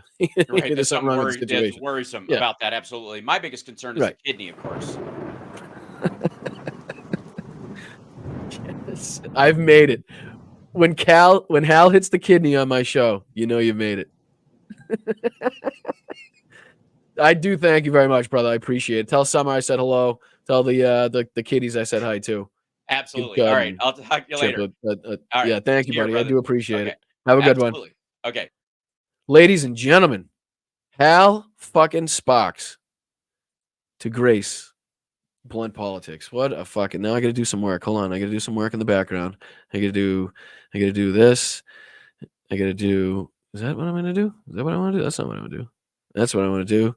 And then I'm going to do something. I got a name. Something goes this. And I'm going to do something like that. All right. Let's go. How was that, everybody, huh? Thank you, Hal. I do appreciate it. I really do. I mean, the conversations that I could have with that gentleman is just, there's no end in sight to it. He's the breadth of conversation that you could have, from geopolitics to music to art to whatever, electronics. It's pretty cool to have a friend like that, to have somebody that you can talk to like that, and to have somebody that's supportive and will pop on the show, even though he's got a lot to handle on his plate. So thank you, dude. I do appreciate it. I hope the chat appreciates it. Of course they do. Everybody loves Hal. Oh, you guys are awesome. Thank you, Kella. Thank you, Chris, Ziggy. What do we got here? Everybody that's gotten a membership, everybody that's put in some money. You guys are just fucking incredible. Templeton, David, Peter, as always, just coming through huge. Whew, that was awesome. I don't even know where to go from there. How much time we got? We got time. All right, so I'm going to close that out. Where did I want to get to next? Let's see here in my bag of tricks. On my little bag of tricks. One of these has notes on it that I'm trying to look at, and I don't know which one. Oh, that's right. Let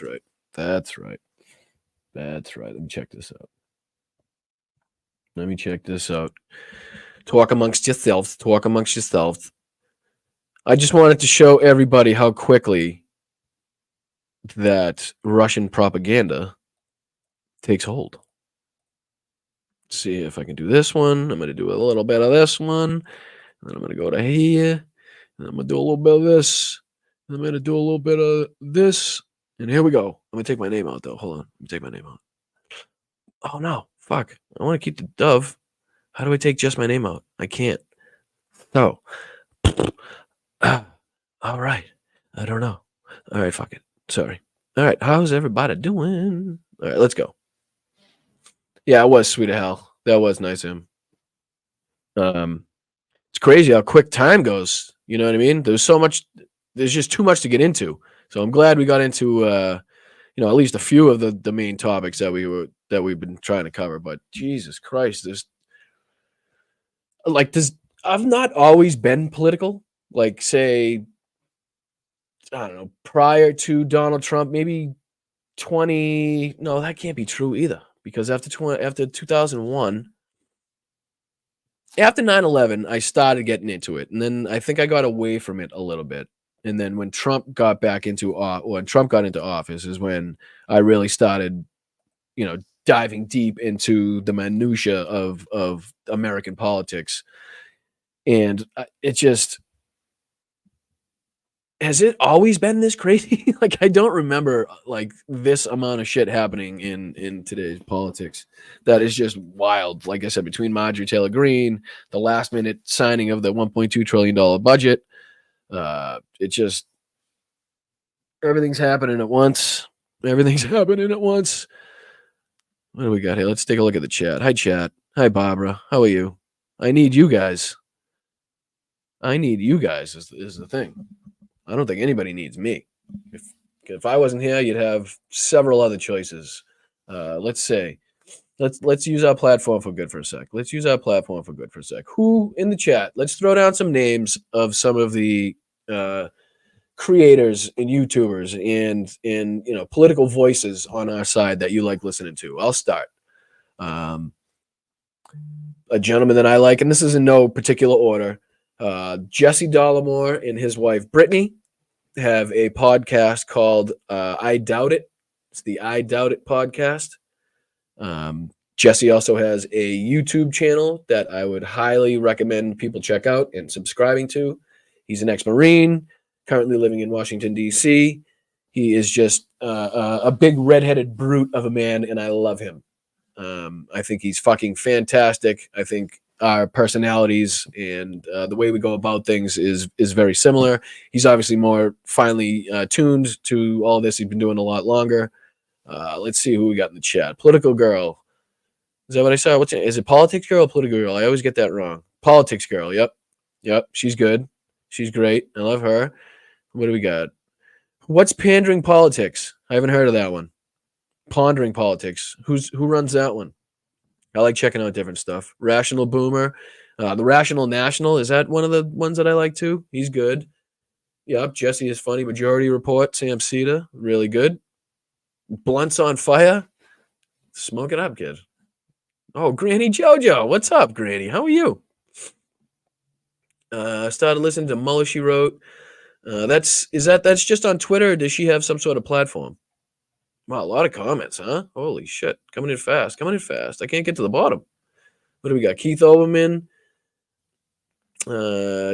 David Pac. Yep, I listened to Pac-Man for a long time. Been listening to David Pac-Man. Brian Tyler Cohen. Absolutely. Liberal Redneck. Who's the Liberal Redneck? Is that who's the comedian that does politics down south, really thick? He also does comedy tours. People saying Josiah. What's that? Wow, a lot of things that I haven't heard of yet. I like it. JoJo from Jers. Yep, she was on Hal's show. Benny and Diane. Everybody's got to check out the Benny and Diane show. Everybody's got to check them out. God, I love them. Good call, Alyosha. Good call. Gabe. Yep. Trey Crowder. That's who it is. Trey Crowder. I never fucking remember his name. Midas Touch is just an obvious. That's the first and foremost obvious choice. I mean, let's just talk about them for a second. The fact that they have put together such a rapidly expanding group of individuals, and they're still expanding. They just started partnering with Tennessee Brando, and there was another younger gentleman that they just partnered with on YouTube. That I can't think of his name, but he goes out and he interviews kind of like Jordan Klepper does. Goes out and interviews Trump supporters, but he tries to engage with them, I think, a little more than than Jordan does. Mokler, yep. What's his name? Is the first name Eric? Eric Mokler? Luke Beasley, we talk about a lot. Yep, he's good. He does good stuff. I think I'd be okay with doing that. Adam Mokler. Right, Mel. Thank you. Appreciate you. Francis Maxwell. Who's he? Just kidding. No, he's great. He makes fucking great videos. Top comp. I call him my top comp. Coach D speaks. Let's go. You guys are really good at this, huh? You guys, I like how involved you are. This shows like a good. This shows where your mind's at. Really, it really does, though. When you guys are engaged in all of these people, FP Wellman, yep. Mark Thomas. Who's Mark Thomas? Anthony Davis. Anthony Davis should be my fucking alarm or like how I fall asleep at night. It really should. Like his voice is just soothing. Yep. Ooh, who said it? Everybody's got to check out Philip Bittner. I'd love to know how his podcast is coming along. I'm dying for that thing to come out. I saw that he had that sign made. I know he's making progress on the his unit that he's doing. So I'm really looking forward to Philip's podcast there. Bob Seska. I just recently learned of Bob Seska from Hal's show and from the Sexy Liberal Tour, if I'm not mistaken. But did Tony Michaels get banned again? Tony's fucking crazy. He really is. He's fucking crazy.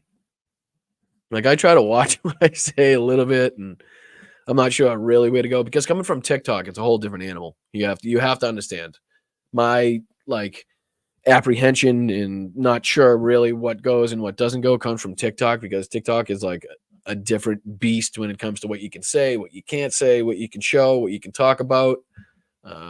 It's and it's inconsistent. Bo of the Fifth Column, great call. Rosebud, great call. That's another good one. Tom Hartman, yep.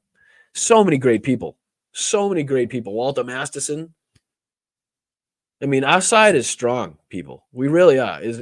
I know everybody likes to think, oh, it's so shitty. Everything's so. I mean, things are crazy. Don't get me wrong. Things are crazy, but it's not. It's nothing we can't handle. It's nothing that our side isn't equipped for. It's nothing that getting out and voting will that can't fix. You get off your ass and you vote down ticket for Democrats. This will fucking change, and it will change for the better.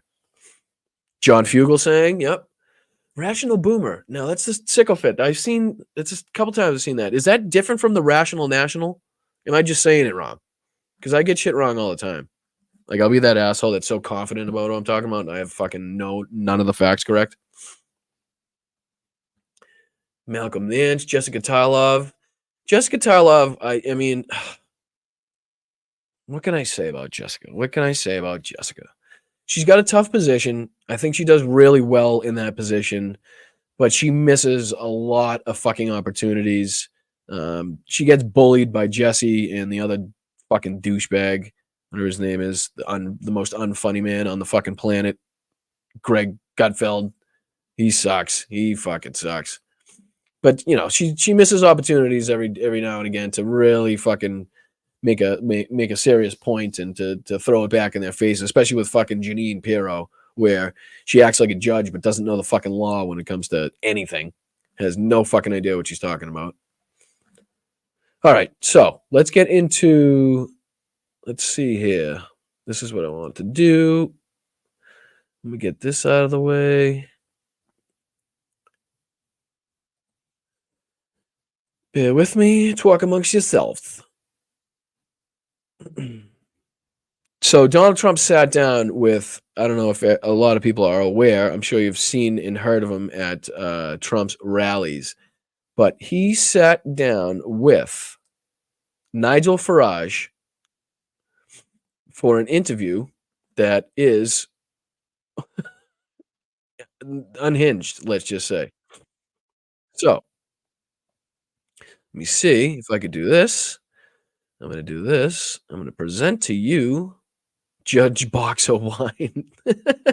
Rational National is Canadian, I think. Is he? He does a really good job. He does a fucking really good job. I wish I had the time. I mean, that's what I do for Midas Touch. I don't know. I mean, I'm sure a lot of you are aware that my videos go out on Midas Touch Network. And if you want to go to the Midas Touch YouTube channel and search Boston Brian, all my videos will come up from there. But the problem is time. You know, I just don't have the time between plumbing and trying to set this up. And it's, you know, it's just those videos take a lot fucking longer than anybody would expect they do. Candy, thank you so much for becoming a member. You are the best. I do appreciate you very much. I hope you get some enjoyment out of your membership. I really do. I hope you enjoy being here. I hope people look forward to coming here every week and saying hi to everybody and talking in the chat and learning about stuff.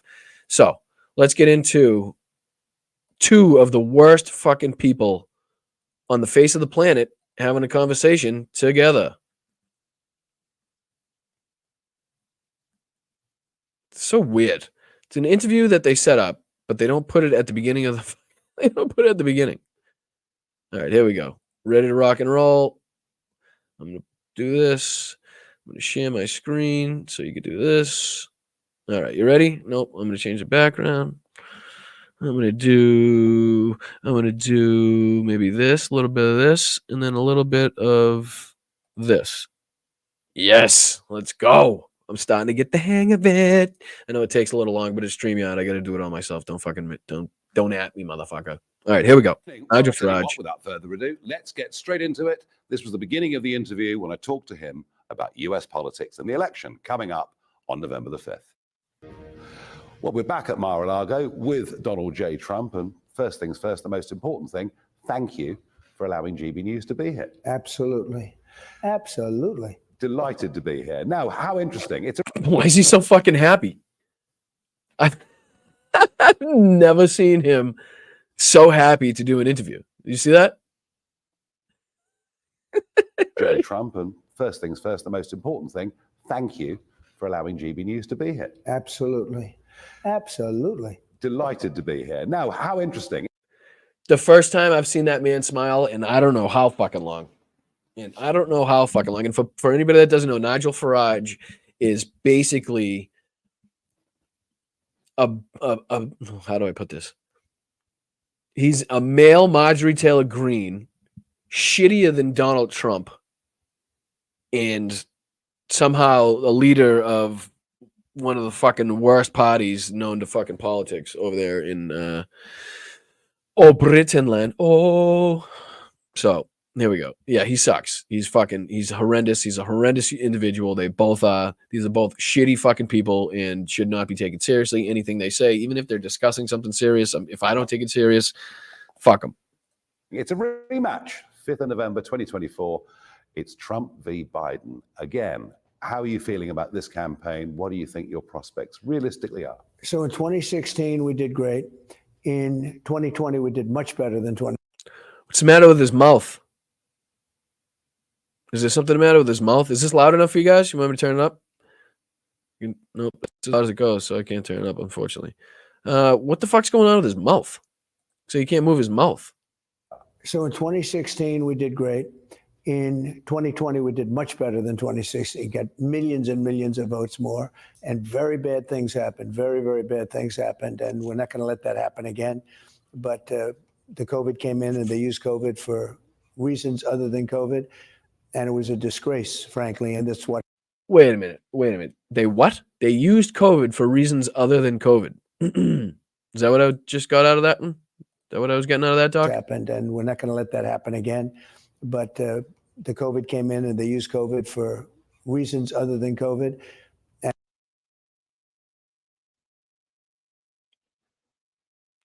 it was a disgrace, frankly, and that's what happened to our country. You look at the borders, you look at everything. Everything is bad with our country right now. It's gone so bad under this guy.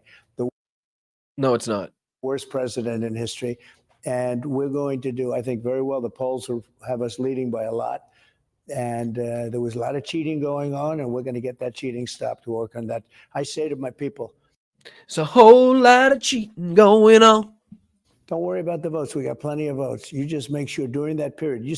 Yes, Republicans, don't worry about the votes. Don't worry about going out there and voting. They have enough. They have fucking plenty. They can't even take anymore, unfortunately. So what Donald Trump is basically telling you is you're all set. You don't have to do shit. Just sit back, relax, and let him handle it. Used to be 1 day. Now it's 40 days and 45 days and No. 48 days. This is the mass mail-out ballots. Yeah. The ballots are a disaster. Donald, how do you vote, sir? How did you cast your vote in the last election? How did you actually cast your vote in the last fucking election? Did you mail it in? I think you mailed it in. Pretty sure you mailed it in your vote. Anytime you have mail-in ballots, anytime you have mail-out or mail-in, they call them different names. Anytime the mail is A mail-in ballot? involved, you're going to have cheating. You're going to have cheating. So have the It's too states. bad people don't say it. They don't want to say it. But we are going to have, I think, a very good election. The way you win the election is, and you have to do this. I saw on a show the other day, they said, well, that you have to allow a certain amount for cheating. I said, since when do you have to allow a certain amount for cheating? Because in every election that's ever taken place, there is some sort of fraud committed by somebody or multiple people that is not of the amount that would affect the outcome of the election. That's what those people were saying. And from the reports that I've read, a lot or the majority of them were Republican voters that either fucking voted for their dead parents or their dead siblings or actually killed their fucking their other significant other to cast their vote, or their mother to cast their vote down in the fucking villages. If you look it up, a lot of these people a lot of the fraud that was committed in the election was committed by fucking Republicans trying to get that asshole in fucking power. On the other side, but you swamp them. You swamp them. Make sure you're liking, guys. Make sure you're liking, please. If you're in here, make sure you like. Make sure you're sharing. Get other people in here. Let's go. Let's make sure people see this fucking shit. Make sure that people see what this fucking asshole says. And we win big. And all we do is we focus on that. And they are. What's up, John? What's up, John from Sturbridge? Appreciate you being here, brother. Welcome. Welcome. Another fellow asshole. I dig it. I dig it. That's a bad lot. That's a bad, sick lot of people. They've destroyed our country. Look, bad lot. All we do is we focus on that. And that's a bad lot. That's a bad, sick lot of people.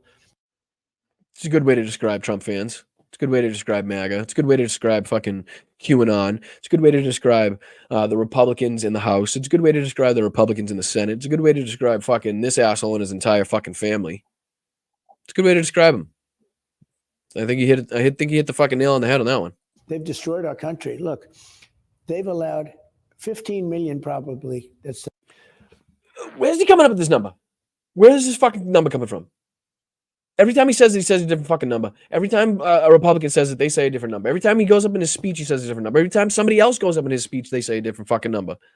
At least get your fucking lies right. At least get your fucking lies right. 15 million people. 15. Yeah, doesn't that sound ridiculous? Oh my God, it almost sounds like that's fucking ridiculous. Million people. That's my opinion. Oh, that's your opinion. Okay. All right. As long as it's your opinion and not coming out of fucking any numerical fucking data that you could point to, I guess we'll fucking roll with it then. Some people say it's a little bit less. What difference? This motherfucker, is he about to say, what difference does it make? I swear to God, he's about to say, what difference does it make? They've allowed 15 million probably. That's the number. 15 million people. 15 million people. His face says it all. His face says it all. 15 million probably. That's the number. 15 million people. 15. That's the face right there of somebody that's like, holy shit. What a fucking lunatic. This guy is fucking off his rocker. And this guy is off his rocker. So a man that's off his rocker thinks that the man he's interviewing is off his fucking rocker at this moment in time. This is the moment in time where fucking Nigel Farage is like, holy shit, look at his neck. Jesus Christ. What is it with these people? What is it with these fucking people? Do you have to be do you have to have fucking 7 necks to be a fascist nowadays? Is that what's going on? Hi, Shay. How are you? Appreciate you. Thank you for being here. R.I.P. Portland. But look at that. Look at the face. I love it. Let's go. 15 million people. That's my opinion. Some people say it's a little bit less. What difference? It's. What a difference. What does it matter? 15 million, 10 million, 5 million, 3 million. It's just a number, right? It's kind of like the evaluation that I put on my fucking properties. It's just a number. It doesn't mean anything. I have a fucking disclaimer that says don't believe anything that I fucking say. But yet somehow people believe the shit that comes out of my mouth. But, what are you going to do? I say 15. I mean, I could add another fucking 10 million onto that. It wouldn't matter, right? Just like how I say Joe Biden. I used to say Joe Biden is, you had the 5 worst presidents up, and that Joe Biden's done more destruction than them. Now I say 10. I could say 15 because it wouldn't fucking matter. You fucking moron. It's bigger than most states. 15 million people to come in from prisons. They come from prisons, many of them. They come from mental institutions and we don't know where they're coming from. We have no idea where these people are coming from. It's impossible to know where these people are coming from, but they're coming from prisons. They're coming from mental institutions. They're coming from the Congo, Venezuela. They're coming from Latin America. They're coming from South America. They're coming from China. 19 people last night came from China, but we have no fucking idea where these people are coming from. insane asylums like Silence of the Lamb, Hannibal Lecter. I wonder if he's one of them. Look at the face.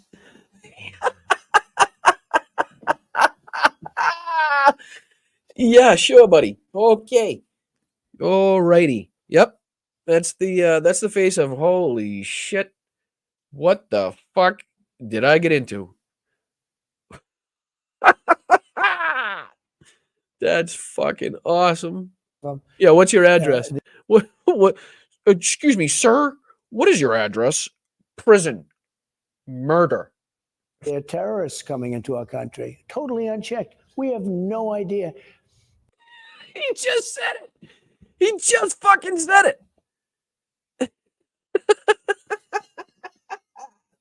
We have no idea, but let me give you an idea of where they're coming from. They either hate our country or they're very stupid. I mean, 2016, build a wall. That was one of the great. Just totally brush over everything you just said, Nigel. Don't worry about it.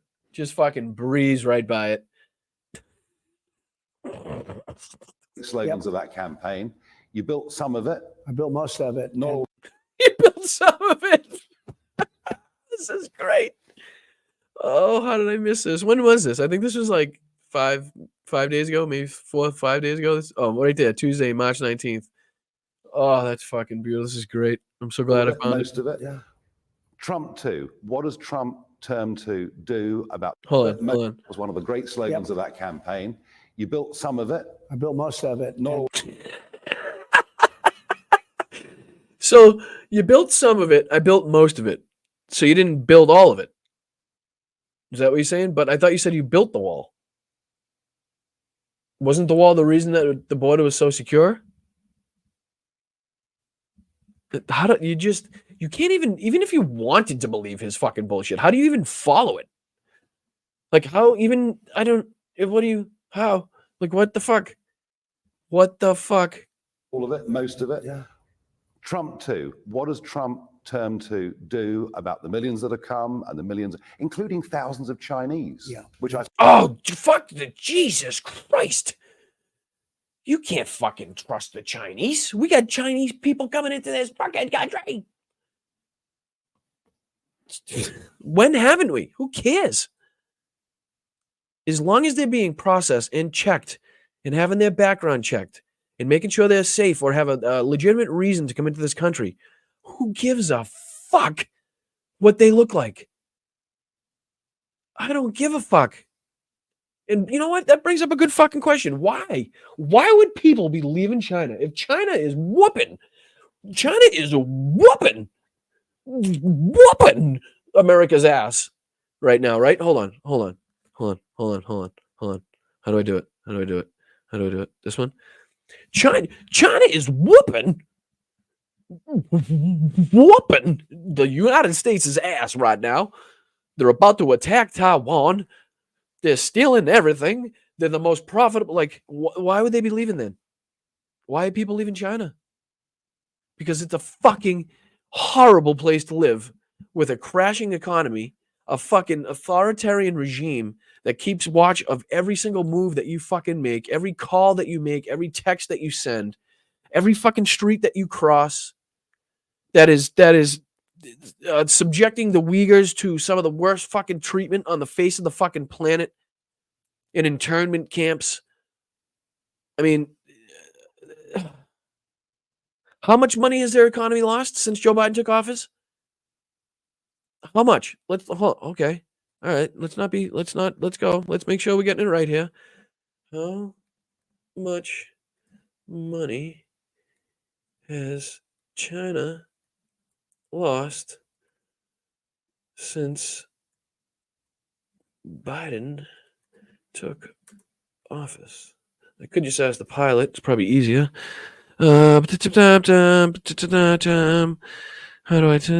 Let's see here. Has called it theft February 7, 2024. The good trade deficit. Biden. Okay, here we go. Okay, let's see if I can. Let me show this to you now. How do I fucking present? Present. One of these ones. Okay, I'm gonna do that. I'm gonna do a little bit of this. How do I add that to the stage? I'm gonna add that to the stage. It doesn't fill up the whole fucking thing. How do I make it fill up the whole thing? I don't think I can. All right. Anyways, I'll make it big like this so you can see it. Big Biden win on China trade deficit. In 2016, candidate Trump campaigned heavily against the trade deficit with China. He called it theft, even though he even used rape. In 2016, the U.S. good trade deficits with the PRC was nearly $350 billion. In the first 3 years of the Trump administration, it got worse, averaging almost $379 billion. It was trending down in 2019, and when COVID hit hard and hurt our economy, it fell to $308 billion. But even with the benefit of COVID, why would it be a benefit? The total goods trade deficit with China for the last 3 years of the Trump administration was $1.07 trillion. Theft, including services, lowers the deficit with the PRC, no matter who's president. But Trump almost never talks about the services trade. The good trade deficit for the first 3 years of the Biden administration was 1.01, and in 2023 is much better than any year Trump was in office. Let's see here. Candidate Trump's big China. I just want to see how much they lost. I know it's a shitload. Somebody in the chat's probably already said it, but I can't see it. Let's see here. I'm going to go back. See if we can find China's slowing economy. Under Biden, China has widened trade lead in much. China's widening the gap in the United States and starts to trade swaths through Latin America. Okay, one place. Why the U.S.-China economy is split? Wondering. Did former Vice President Joe Biden? No, that's ridiculous. The colossal theft of. Wow. Let's do this one. Let's do this one. Fact check. Setting the record straight on Bidenomics. Nearly 72% of all job gains in since 2021 were simply jobs that were being recovered from the pandemic, not new job creation. In fact, when looking at today's economy compared to the pre-pandemic levels, employment is up by 3.7 million. Who is this put out by? The Budget Committee? Oh, okay. Repubs. Anyway, I wanted to see what fucking China was doing. China. Okay, let's see here. If I type this in, see if I do this. China collapse.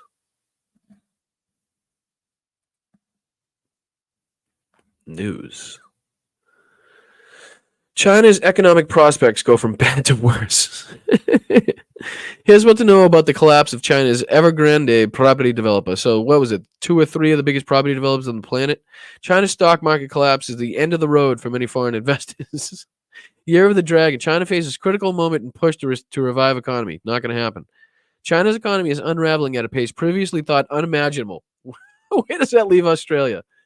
Yeah, okay. So they're doing well. I wonder why everybody's leaving that. Could be it's just fucking the answer's right in front of your eyes, and I love it. And they literally try to get us to think everything but what the hell is going on. All right, back to this asshole. All right, play.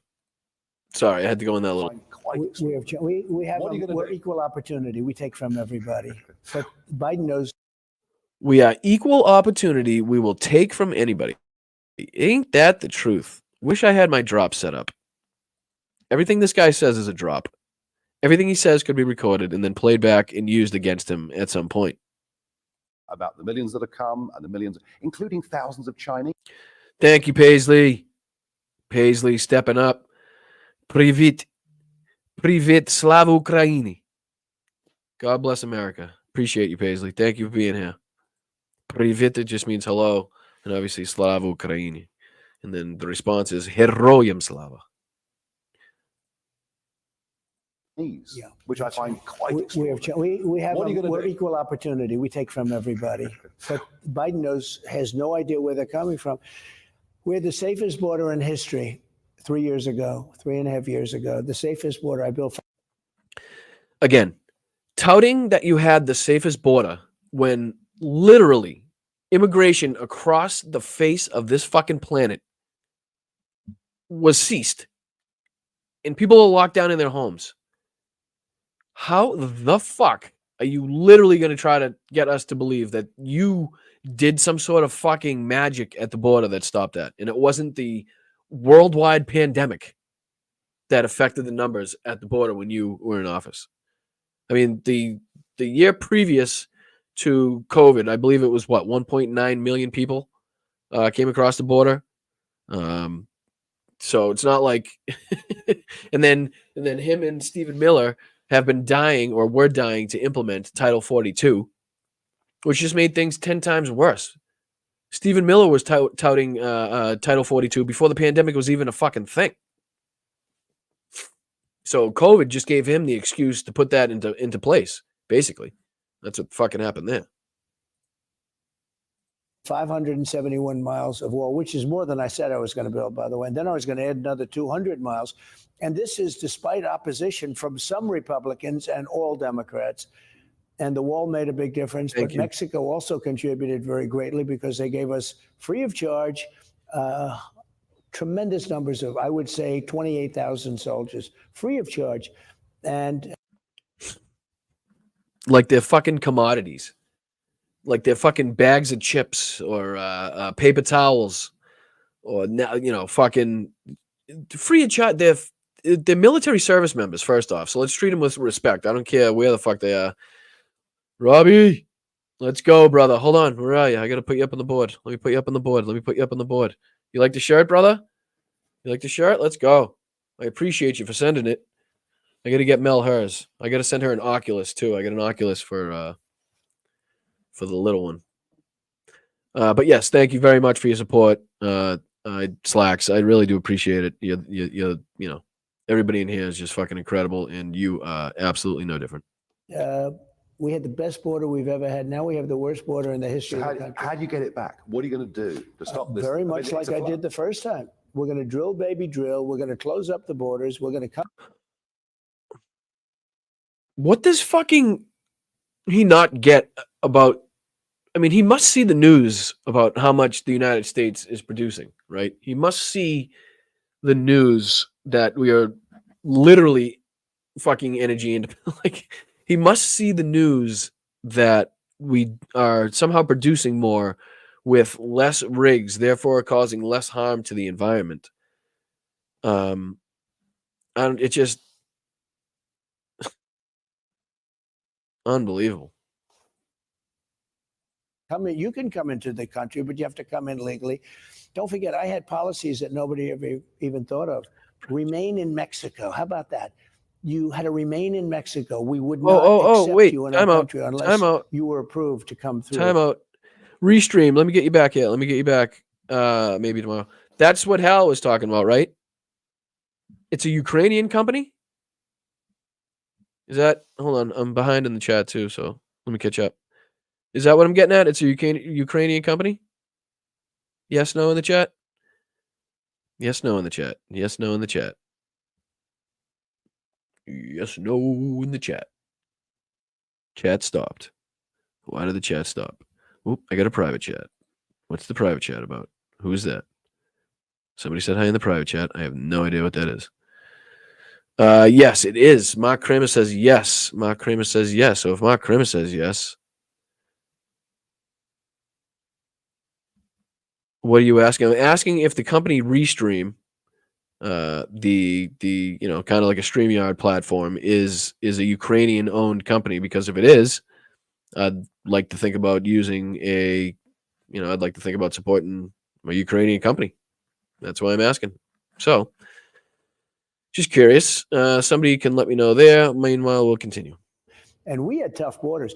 Biden likes going to the beach. You could see that. He's always in a bathing suit. It doesn't look good, but he thinks it does, and some advisor does. Yet another face of, what the fuck are you talking about? He could have gone to the beach if he would have left my policies in order, having to do with the economy, having to do with everything. If they would have left what we had, you wouldn't have had inflation.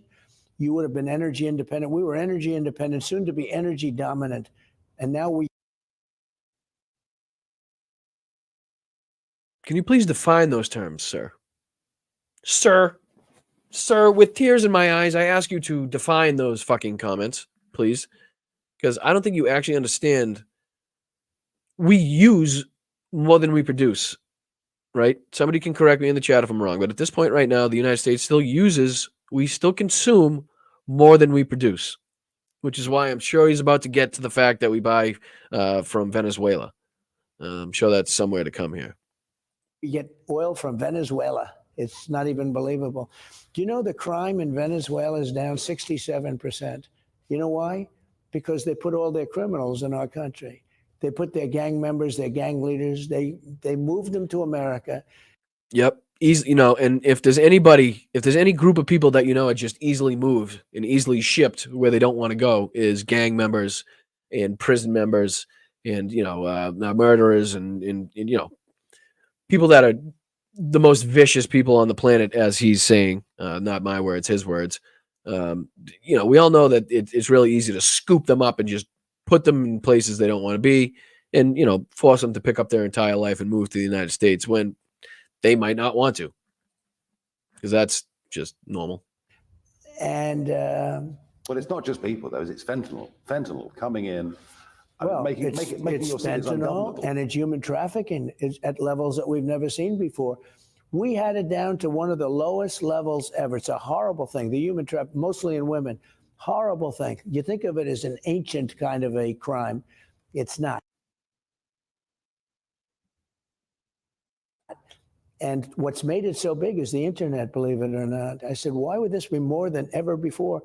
It's the internet. But they're coming in now. The human trafficking the traffickers are at levels that we've never seen before. Oh, Jesus Christ. How many times can you just use these fucking... better than you've ever seen before. You've never seen anything like it. I'm the smartest man. I get the best words. He doesn't know how to talk. And the best example of this is when he was trying to, if you pull up, let me see if I can pull up the fucking clip of him. See if I can do this on the fly here. Trump tree explode. That should bring it up. Let's see here. Here we go. This is beautiful. Let me full screen it. I'm going to go to share this tab instead. I'm going to go to this. Make sure you guys can see it. All right, you can see it. Check this out. This is one of the best examples of Donald Trump just trying to bullshit his way through something he has fucking absolutely no idea what he's talking about. But with regard to the forests, when trees fall down after a short period of time, about 18 months, they become very dry, really like a matchstick. And they become very dry. They become really like a matchstick. And they get up, there's no more water pouring through. And they become very, very, they just explode. They can explode. Also,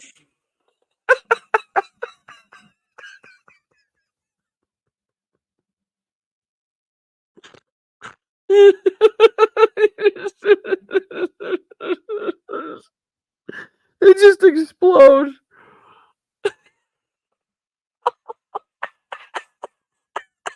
with regard to the forests, when trees fall down after a short period of time, about 18 months, they become very dry. They become really like a matchstick. And they get up, there's no more water pouring through. and they become very, very, they just explode.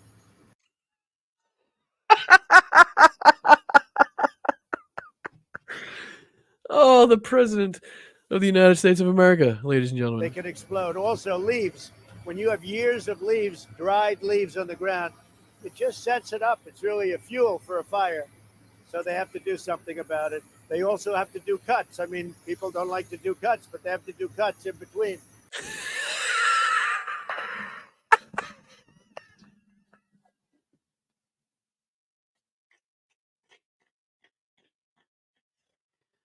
Oh, we got to do cuts. They don't like to do cuts, but we got to do cuts. You got to do the cuts. How many times can I say cuts in 5 seconds? If I say cuts enough, they might think I know what I'm talking about. Explode. Also, leaves. When you have years of leaves, dried leaves. I can't. I fucking can't at this. I fucking can't. How people watch this and be like, yeah. It just sets it up. It's really a fuel for a fire. So they have to do something about it. They also have to do cuts. I mean, people don't like to do cuts, but they have to do cuts in between. So if you do have a fire and it gets away, you'll have a 50-year. And it gets away. And it gets away. Oh, if you got a fire and you lose it. If you got a fire and you just happen to misplace it, you got to rake the leaves because you don't want exploding trees around because they get dry with no water. The leaves explode. The trees themselves spontaneously combust, basically. And what happens is, if you don't go out there with a rake from Home Depot, shit could get nasty. Thank you, Kathy, for becoming a member. I do appreciate you. Thank you so much. I hope you enjoy it. I hope you get some value out of it. Let's laugh at this motherfucker. Oop, Alyosha coming in strong. Hold on, Allie. For Christ's sakes, I'm gonna have to extend the stream. Live from Politico. Trump does relatively few interviews, but he keeps coming back to Farage, a right-wing upstart broadcaster with an average weekly broadcast of thousands of millions, unique access to a man who has every chance of becoming the most powerful man in the West. Trump positively beamed at his old pal Farage at the interview. Yeah, that's the at the beginning there where he fucking the biggest smile he's ever fucking laid. Melania has never seen a smile that big from Donald Trump. Ever. Never, ever, ever, ever, ever has fucking Melania seen a smile. Or let's even extend that. Don Jr., Eric, fucking Tiff, Lara, fucking who's the other one? The one that was nude, the one that saw the see-through dress. The best is yet to come. Oh, Kimberly Guilfoyle. They never seen a smile that big. Yard cut in between, so it won't be able to catch to the other side. They don't do that. If you go to other countries, you go to Austria, you go to Finland, you go to many different countries, and they don't have private. I was talking to a head of a major country. They don't have what? They don't have what? They don't do that.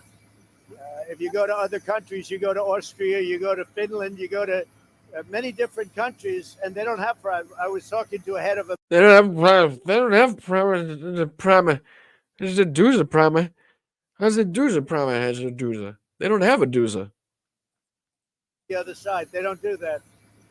If you go to other countries, you go to Austria, you go to Finland, you go to many different countries, and they don't have private. I was talking to a head of a major country, and he said, we're a forest nation. We consider ourselves a forest nation.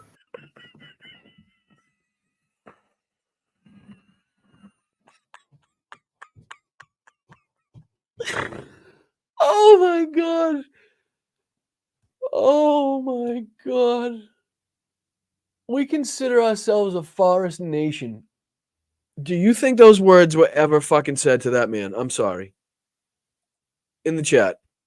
Chances that was ever fucking said.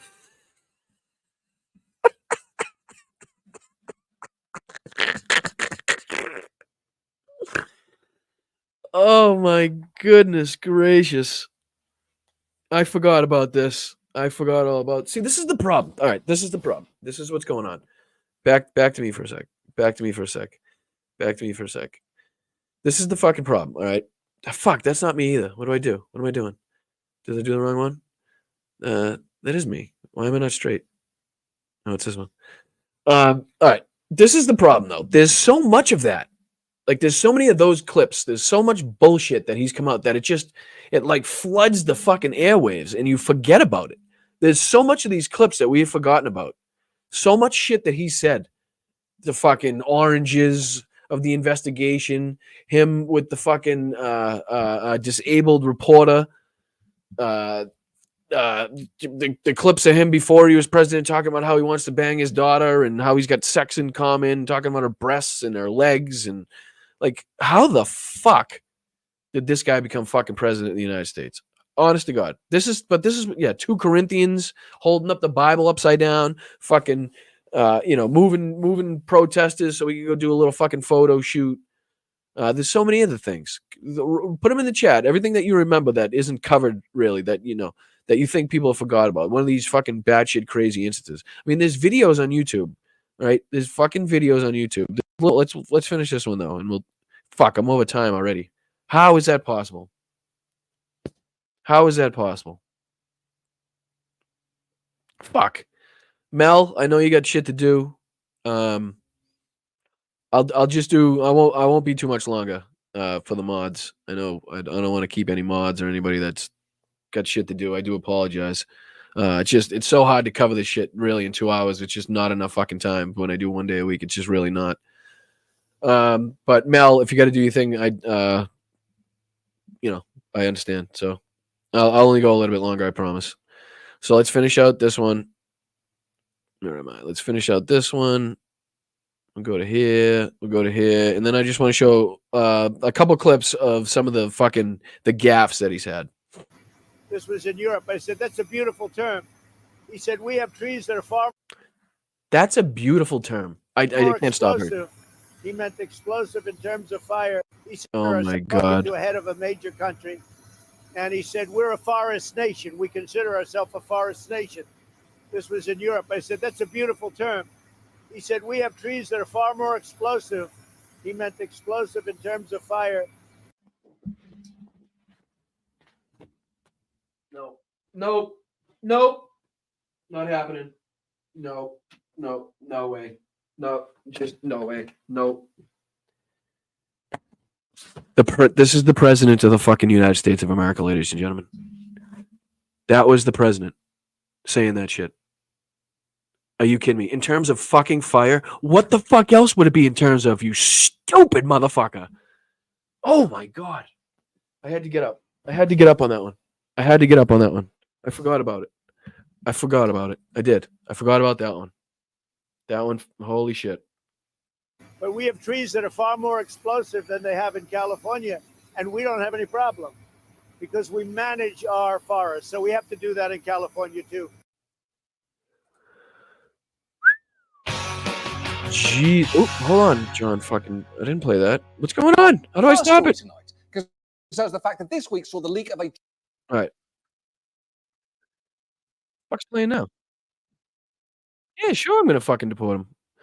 All right, so let's go back to this one. I can cancel that. I'm gonna start sharing this tab. That's good.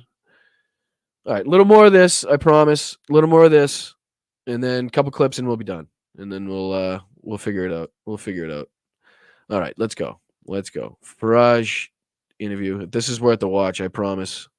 Actually, these criminals, we're going to get them out right away. We have millions of criminals in our country that are up for murder and drug dealers and everything else. What's happened to our country is not even to be believed. Correct. That is correct. It's not to be believed. You shouldn't believe a word that he fucking says about it because it's not true. All you have to do is look at what happens in your day-to-day life.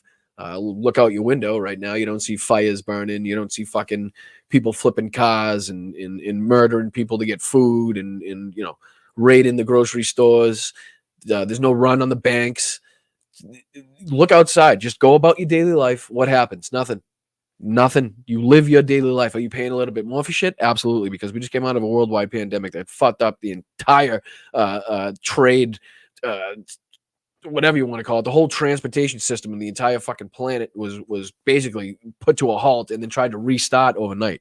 We're not going to come back from this pandemic overnight or in a couple of years. It's going to take several fucking years, as it has, to get out of the huge hole that we were in. And we've done it in an amazing way, in my opinion. I think Joe Biden in his team have done everything that they possibly can in terms of turning this country on and making it so that, easy. That's not very nice, Dustin. But what are you gonna do? Not everybody loves you, but we welcome you. Just make sure you're not being violent or anything like that. It's okay, dude. It's all right. It's not for everybody. Don't worry about it. These people they're destroying our country. Maybe, and some people would say they've destroyed it. Look at the crime in the cities. We have a new crime. It's called migrant crime. Again. It's so fucking childish. It's not a fucking new category. To think that, like, the first time an immigrant or the first time somebody that came here illegally committed a crime was when Joe Biden took office is one of the most fucking ludicrous, ridiculous, fucking harebrained, fucking just third grade bullshit I've ever heard in my life. I mean, come on. Call it Biden migrant crime. That's all right. That's all right, guys. Don't worry about it. I appreciate you, Mike. I do appreciate you. But, like I said, I'm not for everybody, but, he's here watching. He's here listening. I do appreciate it. Maybe he'll learn something. Because he's allowed this to happen. New York City has 500,000 migrants. Kids can't play Little League anymore. People can't move around the city anymore. Come on. Dustin, if you don't like my accent and you actually hate it so much that you wanted to say it, I'm going to assume that you're not a Biden supporter. Okay, so if you're not a Biden supporter, to me, that just is an automatic vote for Donald Trump and fascism. If you want to explain your side maybe differently, then I'm all for it. But as of right now, if you don't support Joe Biden and the Democrats, that's a vote for fascism. I'd like you to explain why your candidate, if it is, or any trolls in the chat, why he would be saying that there's no Little League and that people can't move about New York City anymore.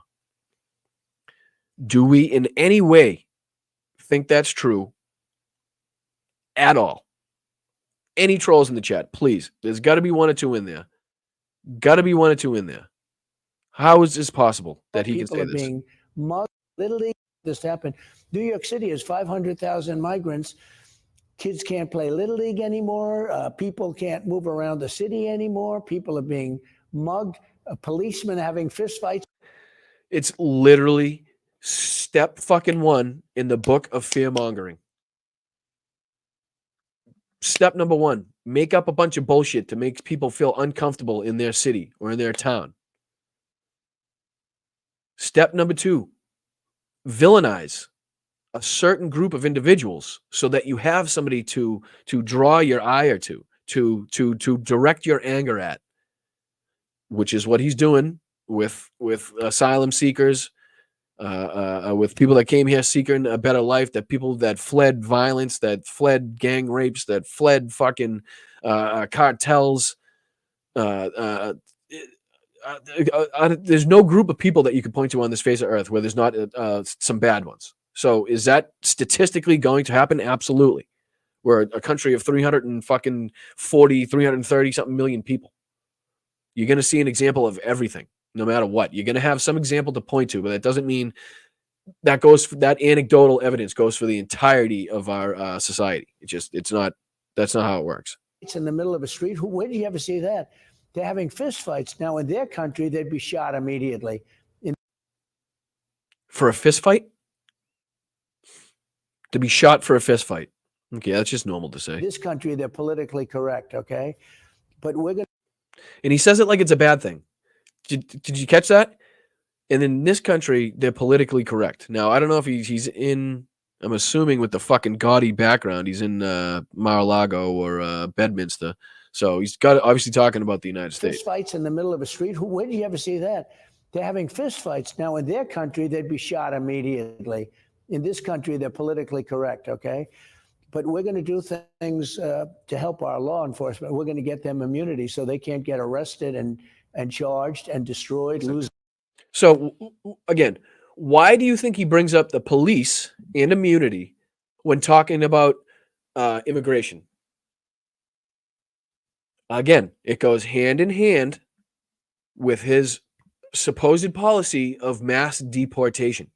So what he's going to do is he's going to give the cops the fucking free hand to seek these people out, to rip them out of their homes, to take them out of their jobs, to fucking get them on the street, and behave in a way that will not be fucking prosecuted, that will not be judged or looked upon by anybody in the fucking police force, because they all have fucking asylum. And remember, the fucking the policy that he wants to fucking implement is a direct fucking reflection of Dwight D. Eisenhower's Operation Wetback, as I've explained on the show before. Operation Wetback. You know what? Fuck it. Let's go here. Let's do this. I know I can do it. I know I can do it, Bri. You can do it, Bri. You can do it. You can do it. Why am I doing this? All right. Fuck. Let's see here. Bear with me. Bear with me. Bear with me. Bear with me. Bear with me. Now I forget what I was looking up. Dummy. We're going to get them immunity so they can't get arrested. Oh, that's what I was looking up. That's what I was looking up. Operation Wetback. Google search. This is what everybody should be doing. When he talks about, when he talks about fucking doing mass deportations, and he talks about Dwight D. Eisenhower, this is what he's talking about, all right? Can everybody see it? Everybody's got it here. This is talking about the largest mass deportation in American history. Now, if we looked at, as many as 1.3 million may have been swept up in the Eisenhower-era campaign called Operation Wetback. Now, let's see here. In 1955, thousands of disoriented people roamed the city streets as the sun bore down on them. They had just been dumped there by American immigration officials, snatched from their lives and jobs in the United States, and thrown into a city where they didn't know anyone. These Mexican immigrants had been caught in the snare of Operation Wetback, the biggest mass deportation of undocumented workers in United States history. As many as 1.3 million may have been swept up in the Eisenhower campaign with a racist name. Let me say that again, people. The United States conducted an operation with a racist fucking name to begin with. Okay? That's where this whole thing started off. So how do you think it was implemented? How do you think they did it? Did you think they did it nicely? Do you think they searched people out and they nicely fucking asked them and did research and checked their background? No. The short-lived operation used military-style tactics to remove Mexican immigrants, some of them American citizens, people. Okay? Okay? American fucking citizens. I don't know how I can make that any bigger, but I wish I could fucking make it bigger. How do I do that? There's a zoom on this fucking thing? How do I zoom? Is there a zoom? Zoom me. How do I fucking zoom? That's what I want to zoom, man. But I can't. I don't know how, because I'm fucking illiterate in computers. But that's all right. You can still see it. Okay? American citizens were deported from the United States. Though millions of Mexicans had illegally entered through the country. Though millions of Mexicans had legally entered the country through joint immigration programs in the first half of the 20th century, Operation Wetback was designed to send them back to Mexico. With the help of the Mexican government, which sought the return of Mexican nationals to alleviate a labor shortage, so Mexico wanted them back because they needed workers. The Border Patrol agents and local officials used military techniques and engaged in a coordinated tactical operation to remove the immigrants. Along the way, they used widespread racial stereotypes to justify their sometimes brutal treatment of the immigrants. Let me read that again. Along the way, they used widespread racial stereotypes to justify their sometimes brutal treatment of immigrants. Inside the United States, anti-American sentiment was pervasive and harsh, and portrayals of Mexican immigrants as dirty, disease-bearing, and irresponsible. Now, let me ask you a question. Does this sound like, have we heard this somewhere before? Where have we heard this before? Dirty, disease-bearing. Does that sound like somebody that we know that says something like that? Right? Am I wrong? Correct me if I'm wrong. But I'm pretty sure that I've heard Donald Trump talk about how the people coming across the border have diseases that are going to spread, that are dirty animals, that are criminals, that are vermin. Right? Correct me if I'm fucking wrong, people. I mean, stop me. Stop me if I'm wrong. Okay? Stop me if I'm fucking wrong. During Operation Wetback, tens of thousands of immigrants were shoved into buses, boats and planes and sent to often unfamiliar parts of Mexico, where they struggled to rebuild their lives. In Chicago, 3 planes a week were filled with immigrants and flown to Mexico. In Texas, 25% of all immigrants were deported, were crammed onto boats, later compared to slave ships. Okay? Again, here we go, Texas. Here we go, Texas. All right? Some things just never change. In Texas, 25% of all of the immigrants deported were crammed onto boats, later compared to slave ships, while others died of sunstroke, disease, and other causes while in custody. While in custody. This is the fucking treatment. This is what he wants. This is what the fuck he wants to do. Okay? I'm sorry, but it is. I don't know if I can control this on the fly, but I'm going to try to.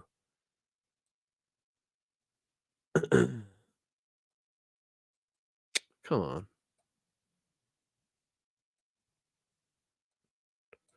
It's not gonna fill it, but what are you gonna do? Anyway, I'll figure it out later. It doesn't matter. You can see it. But I mean, come on, people. Let's be real about what the fuck's going on and what he wants to do. Let's not fucking sugarcoat it. He can say mass deportations all he likes, but how do you implement that policy? What does that look like logistically? How do you treat the people? Where are they going to be sent to? How do they rebuild their lives? Things that he's not thinking about.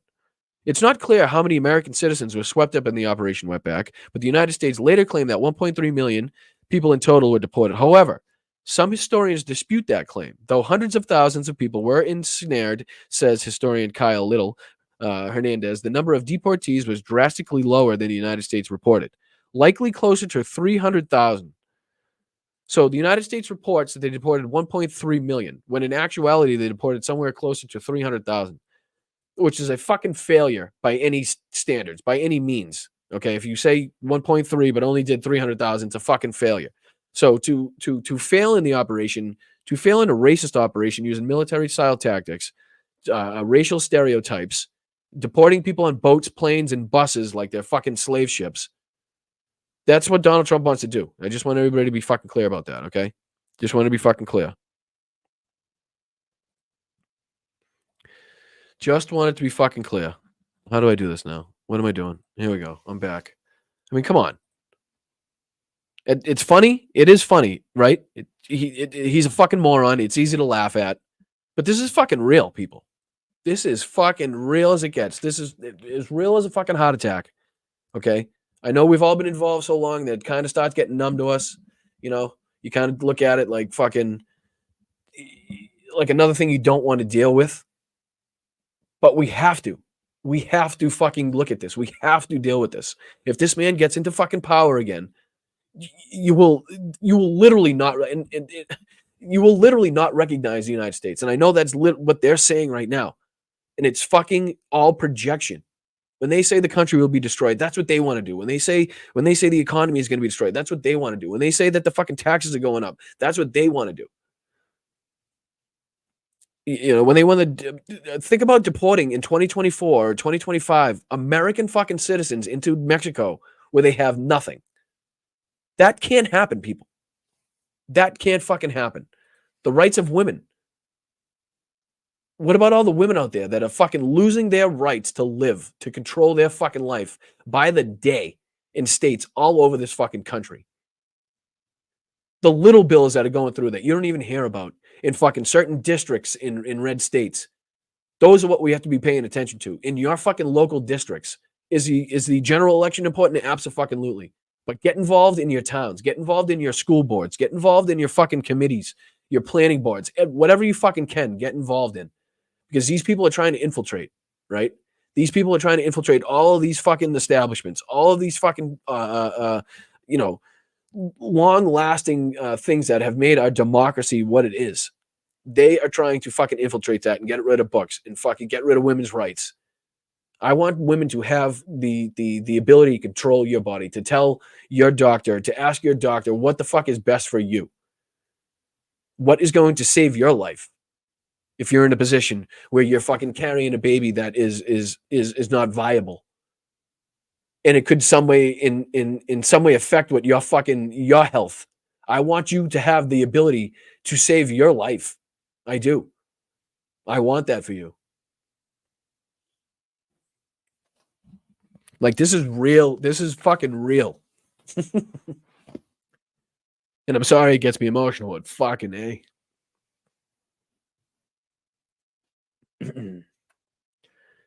I want you to have the right. That's all.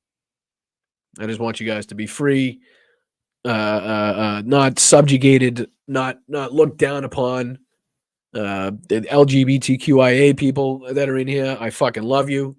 I want you guys to be able to live your life in a way that is conducive to happiness and joy, and not fucking looking over your shoulder. Enjoy yourself. Enjoy who you are. Celebrate who you are.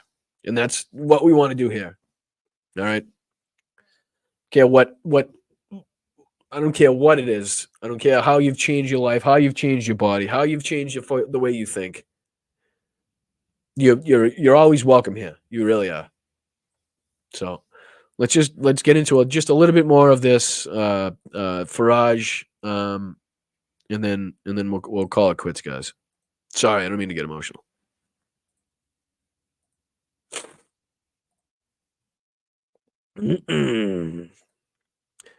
All right, in a way we go.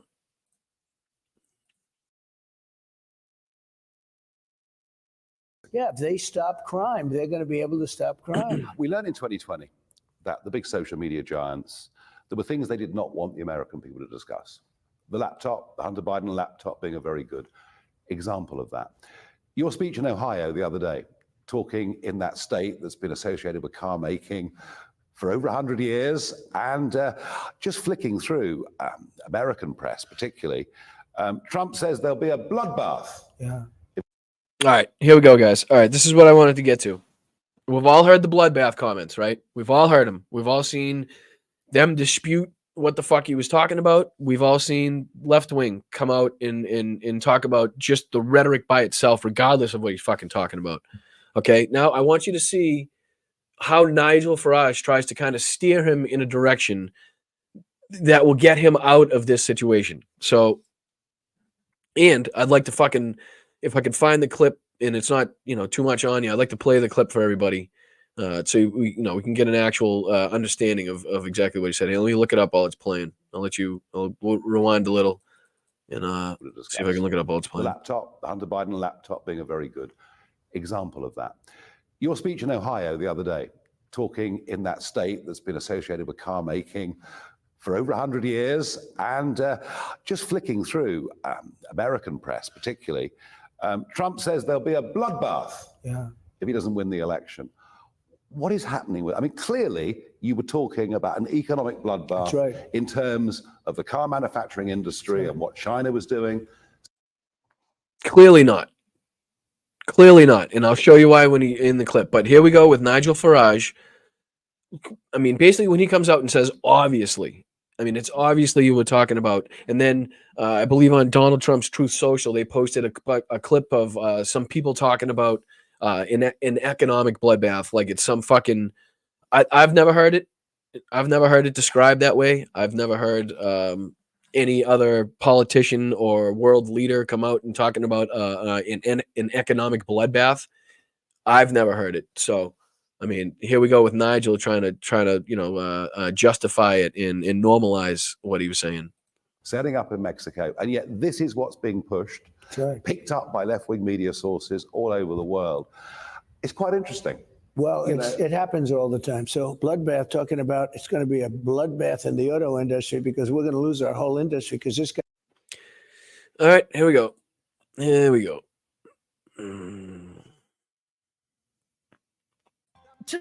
Tonight, Republicans forced to defend former President Donald Trump's controversial comment while discussing economic tariffs that there would be a bloodbath if he lost the 2024 election. We're going to put a 100% tariff on every single car that comes across the line, and you're not going to be able to sell those cars if I get elected. Now, if I don't get elected, it's going to be a bloodbath for the whole. That's going to be the least of it. Trump's campaign pushing back, saying he was only talking. All right, so did everybody catch the most important part of that? Did everybody? What's the most important part of what he just said? Let's listen again. Let's listen again. What's the most important part of that? Single car that comes across the line, and you're not going to be able to sell those cars. If I get elected, now if I don't get elected, it's going to be a bloodbath for the whole. That's going to be the least of it. Trump. If I don't get elected, it's going to be a bloodbath for the doesn't say anything. That's just the least of it. Okay? Which then removes his bloodbath comment from his original fucking topic. Okay? So if the original topic is the auto industry, I'll give you that. But when you say that will be the least of it, you're now encompassing every other thing that you're running on past the point of just talking about the auto industry.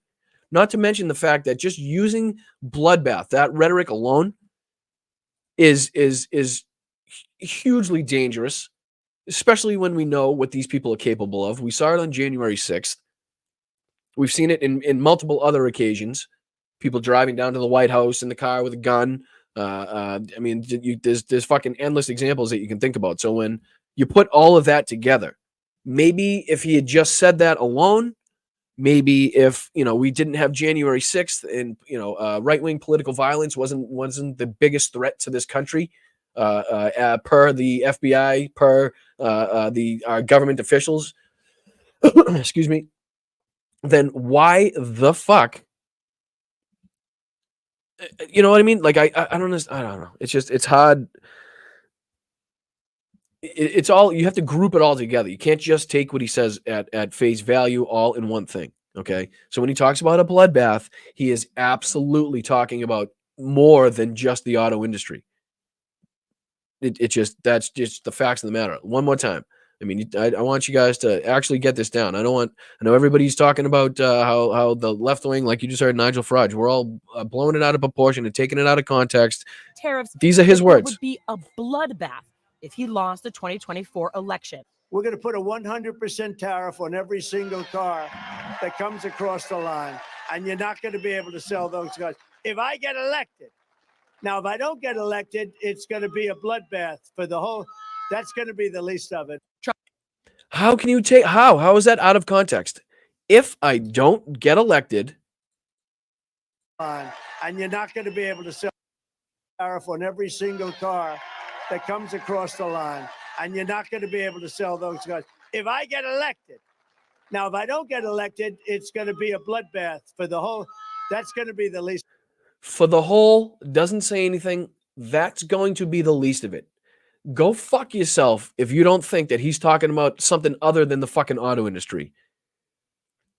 You're out of your fucking tree if you think he's talking about just the auto industry. I'm sorry. Guys going to all electric cars, and they're made in China. That's where the material is. That's where the minerals are. That's where everything is. They're going to all be made in China. And they want to go all electric cars. One of the dumbest, they don't go far, they cost too much, et cetera, et cetera. And if you want electric, you can get electric, but you've got to have other forms of propulsion. And other forms of propulsion. What are you on, a fucking submarine? No, I'm sorry. You couldn't be on a submarine. You gave all our secrets about the submarines to that fucking Australian guy. So, as long as everybody knows what our fucking submarines are capable of, it's pretty hard to get around that. we're going to have that. We're going to have gasoline. We have more gasoline than any country in the world, meaning oil and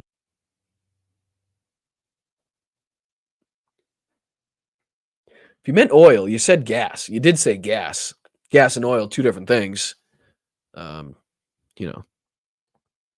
Just gas, and we have it. And this is where I need a fart gun or a fucking. I got this thing. I don't know how to make it work though.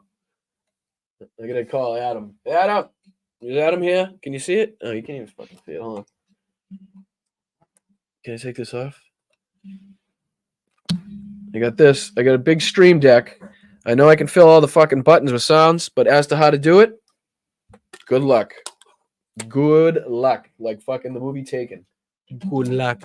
That should be a drop. That's going to be a drop if I get that thing working. Good luck. Good luck. I like it. And They don't want us to use it. You figure that one out. So the electric mandate's going to destroy the auto industry. And I said, it's going to be a bloodbath. It's going to be a terrible bloodbath for the auto industry.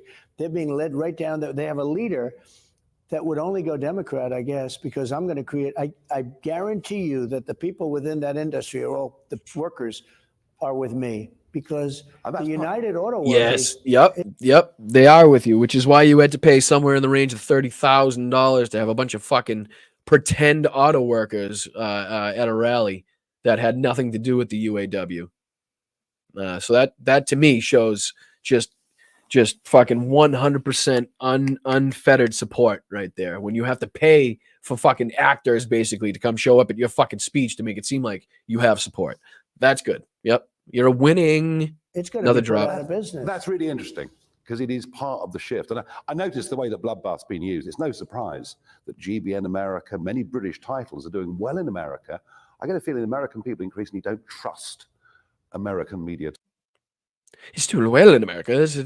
Frankly, I don't think that Americans truly, let me say, believe the American press these days, because, you know, when you say bloodbath and you take it out of context, really, it's pretty hard for the American people to see anything but what you're saying as bullshit. Titles. Well, they don't trust, but you know, when you use the word bloodbath, I did a little Truth the other day. Truth is on fire. Yeah. It's doing great. And I put it out this morning, I guess it was put out, and it talks about. I'm wondering, have you guys run into anybody that, you know, kind of debates or talks to MAGA or trolls or anybody like that in a conversation? Have you come across people talking about how much he's going to make from Truth Social going public? There's a good article. Obviously, I don't have time today, but there's a good article in Politico talking about the four. I think his evaluation. I think he owns like 58 or 59% of the company, and I think his what his stocks are worth somewhere in the range of $3 to $4 billion. Unfortunately, as the article describes, he's not going to be able to get that money in time to save his ass in any one of his court cases. Basically, he's not going to be able to just pull out all his stocks. There's rules and regulations on how much stocks he can take out in a certain quarter and how much he's allowed to. And if he takes more out than he has to pay a huge penalty on it. So a lot of right-wing, maggots and chuds are fucking talking about the $4 billion that he's going to get from True Social and how it's going to save his ass, when in reality, that's not how it works. So just to give you guys some ammunition, some information, in case you run into the talking point of True Social, you can talk, that he's not allowed to just take all his money out. And if he does, he has to pay a huge penalty. He can only take so many stocks out, he can only take so much out per quarter. And so, like I said, there's a good article in Politico about it. The word bloodbath, and all of the people that are complaining about it. You know what you should do? If people are complaining about you saying bloodbath, in just how the rhetoric is not conducive to a safe society in America, what you should probably do is keep repeating the word as many fucking times as possible.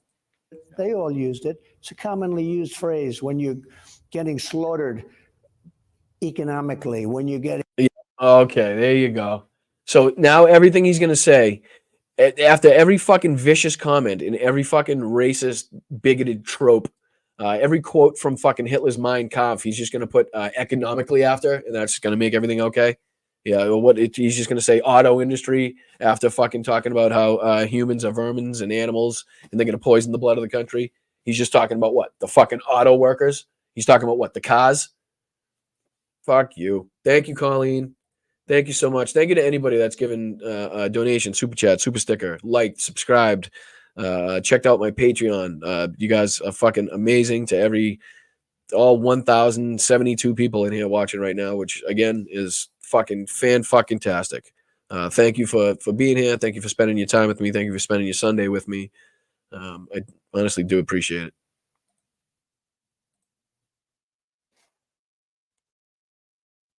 No, that's not it. That's it. Getting slaughtered socially, when you're getting slaughtered. What the fuck does that mean? How do you get away with that? Slaughtered socially?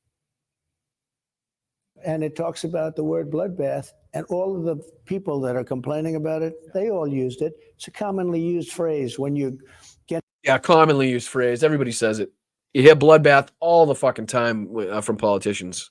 Being slaughtered economically, when you're getting slaughtered socially, when you're getting slaughtered socially. Okay. So fuck the bloodbath comments. I mean, and even in the bloodbath fucking statement, he was calling people animals about 30 seconds fucking before that people seem to not be talking about anymore. I don't know what slaughtered socially means, but it doesn't sound fucking good. Slaughtered. And they use it all the time. And we have many examples, and we put out all those examples. Yeah. But that doesn't stop it. Some incredible polling from the black community, Yep. More than double the numbers of the black community supporting you this time to just 4 years ago. The Hispanic community, I mean, the change that is going on there. What is it that's attracting those traditionally Democrat-type voters to you? Yes, can you please explain to me how that your racist tropes doesn't offend black people? And can you also please explain to me how, when you talk about Mexicans as rapists and criminals, how they could still support you? Who else? I mean, any other communities that you've offended that want to somehow support you for some fucking weird reason? Yeah. What's happening here? Different. What's the issue? Different communities. So with the black community, I'm getting tremendous polling. Nobody's ever seen it like for. Nope, come on. Just another ridiculous statement. Yes, we've seen polling numbers before. A Republican. I did criminal justice reform. They know it. I did. Historically black colleges and universities. Opportunity. Look, I gave them opportunities that nobody's ever given. What? What fucking opportunities have you given African Americans in this fucking country? Please elaborate on that one, motherfucker.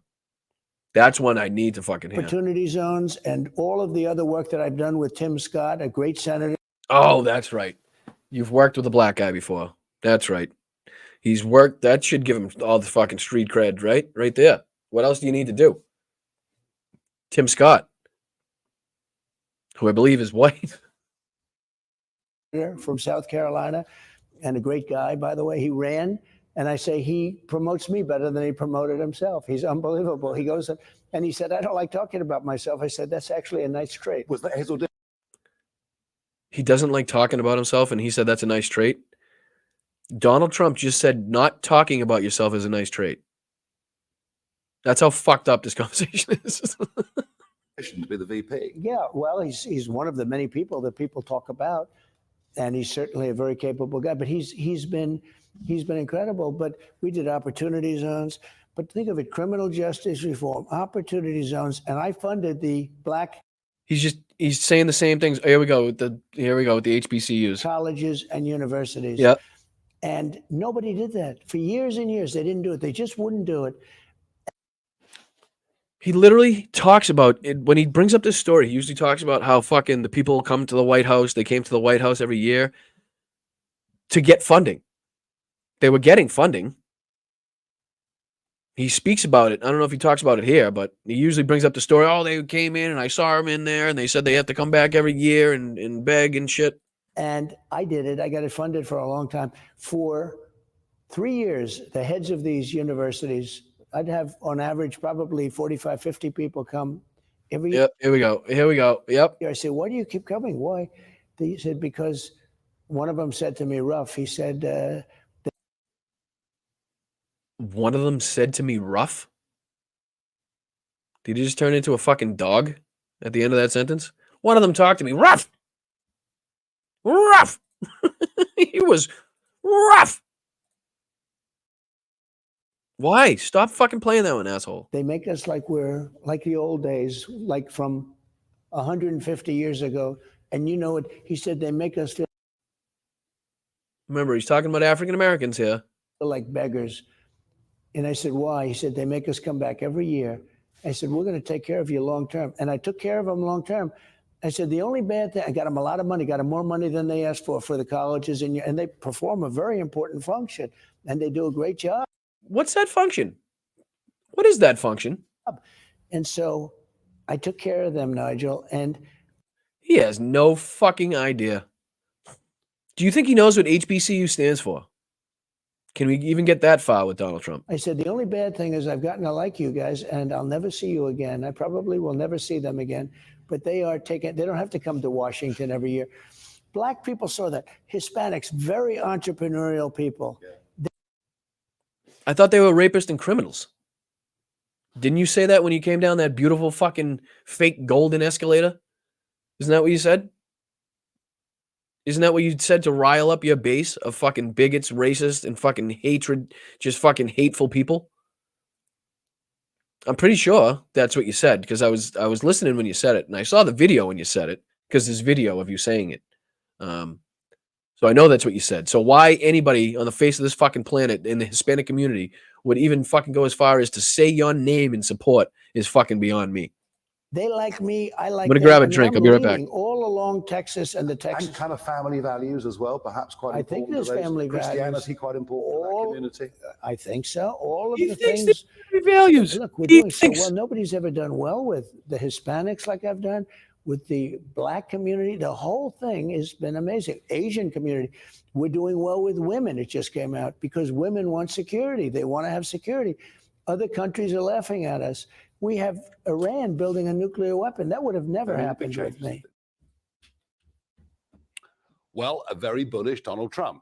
He clearly thinks he is going to win the election. He sees that was amazing going his way. Sorry, that was amazing. Doesn't he have a go? Did you hear what he said? US mainstream. Did you hear what he said? Joining me to Look, we're doing so well. Nobody's ever techno people. Yeah. They like me. I like them. I mean, I'm leading all along Texas and the Texas. And kind of family values as well, perhaps quite important. I think there's family values. I think there's family values. This is fucking amazing. The party of family values. This is supposedly the party of family values. And he thinks he quite important in that community? I think so. All of the things. Look, we're doing so well. Nobody's ever done well with the Hispanics like I've done, with the Black community. The whole thing has been amazing. Asian community. Yes, the Asian community should definitely support you, considering you've called it the China virus for the last fucking 4 years now. Considering the amount of hate and abuse and attacks against Asian people that went up in this country after you yourself started demeaning and degrading the Chinese citizens of this country because of the COVID virus that came in here, which you called a fucking bioweapon. So if that's true, you were presiding over this country when it happened, under the fucking the biggest bio attack ever committed on the face of this fucking planet. You were fucking leading this country when it happened. If that's the route that you want to go. There's no other way to look at it. There's just no other way to fucking look at it. I mean, this is incredible. Look, we're doing so well. Nobody's ever done well with the Hispanics like I've done, with the Black community. The whole thing has been amazing. Asian community. We're doing well with women. It just came out. No. Yep. Doing well with women. It just came out. How? The adjudicated rapist, who has hence come out and defamed the woman that he raped several times. The guy that has talked about wanting to have sex with his daughter. The guy that talks about his daughter's breasts. What else? The fucking the multiple women that have come out with allegations against him. Grabbing women by the pussy because you can just kiss them and do whatever the fuck you want because you're a star. I can see why women. And then obviously when you got that question from Brett Baer about suburban women, your answer was just fucking impeccable when you talked about the 2020 fucking election, you asshole. Give me a fucking break. Because women want security. They want to have security. Other countries are laughing at us. They are laughing at us. They are absolutely laughing at us, but it's only because your fucking ass actually has a fucking slim chance of becoming fucking president of the United States again. That's why we're being laughed at. People are laughing at us like, are you guys fucking serious? What's fucking going on over there? You should see the comments in some of my Midas Touch videos. Unfucking believable. People from other countries like, what the fuck is going on over there? What are you guys doing? Iran building a nuclear weapon. That would have never happened with me. Well, a very bullish Donald Trump. He clearly thinks he is going to win the election. He sees the polls going his way, and boy, doesn't he have a go at US mainstream media. Well, joining me to discuss some of the content of that is Michael Arosa, former press secretary for the First Lady in the Biden administration. Michael, just to start on the media point, I mean, I'm sure, during your time working with the Bidens, let's see here. Newspaper headlines that have made you angry because they've been. Shut that one up. Stream that one. Do that. I'm gonna do this here. I'm gonna play this like this.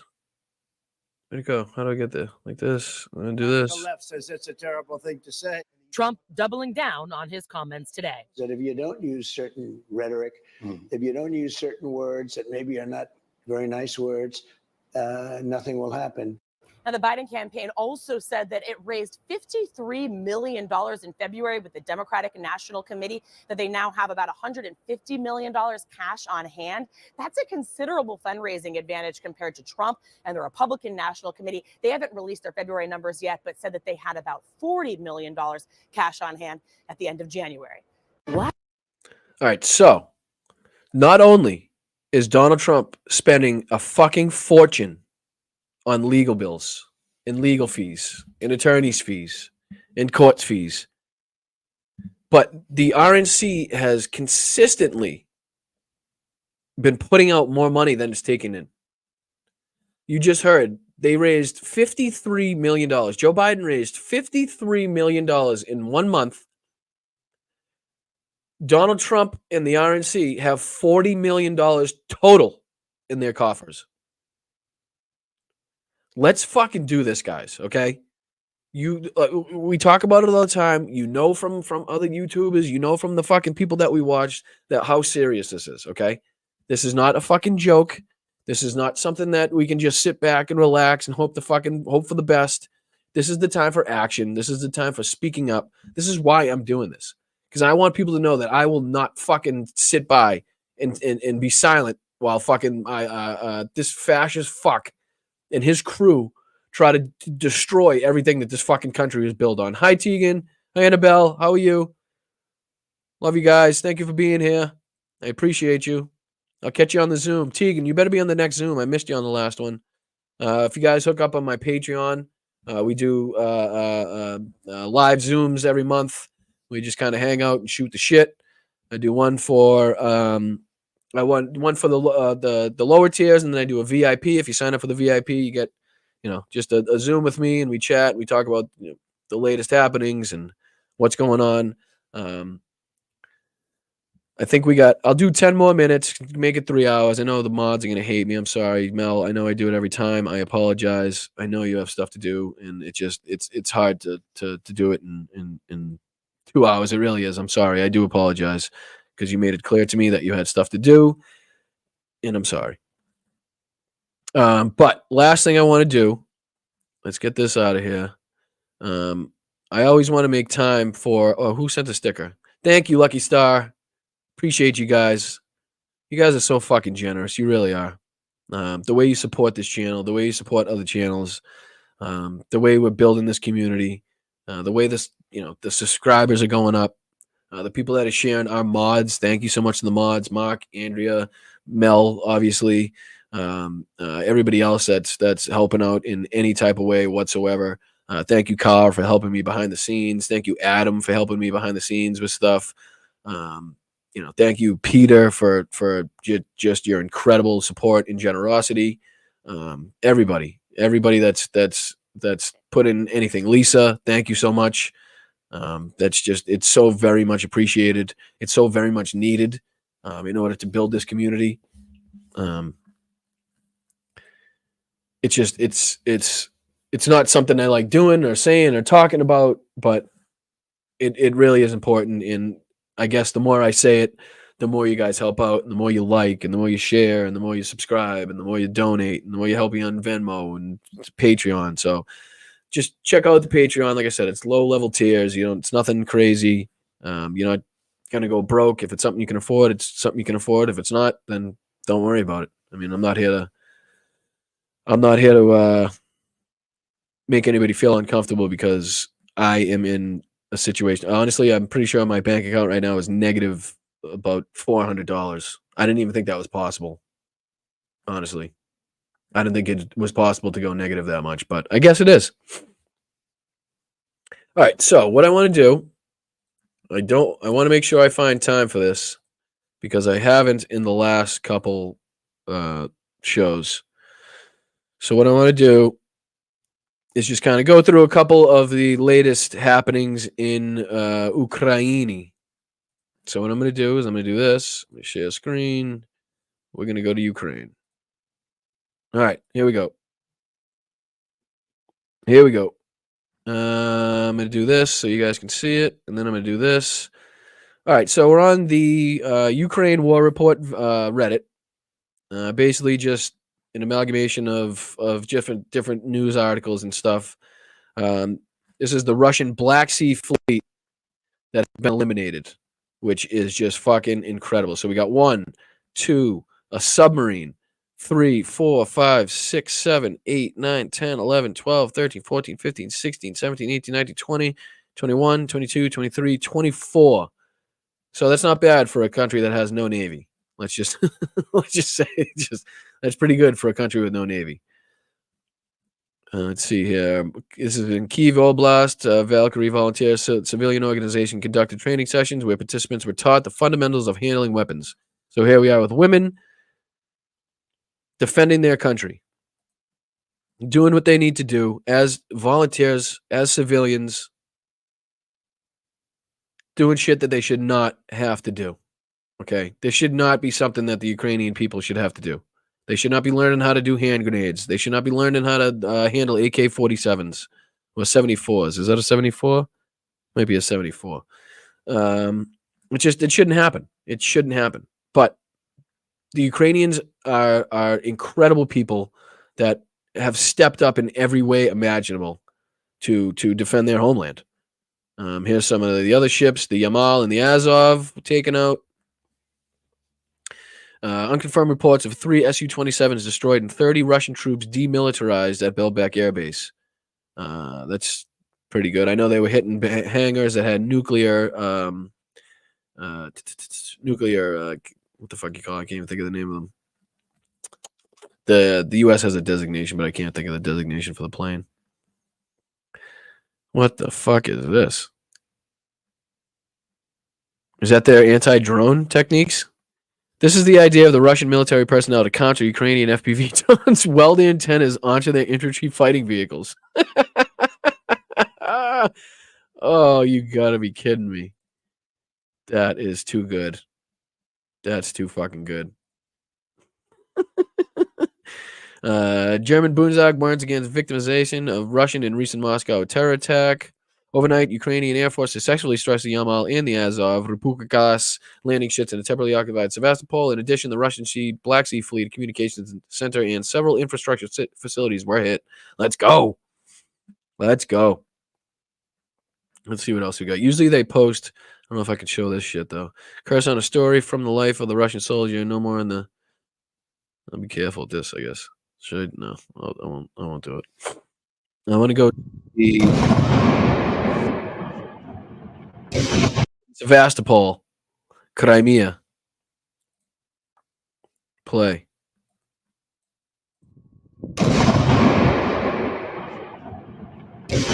Woo!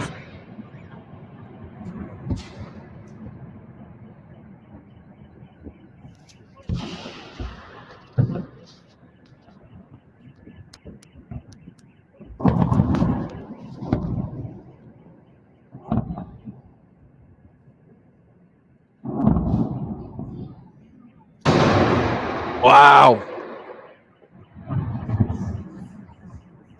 Wow.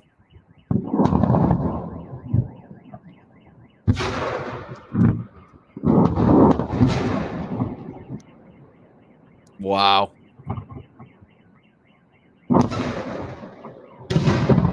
Still going. Still going.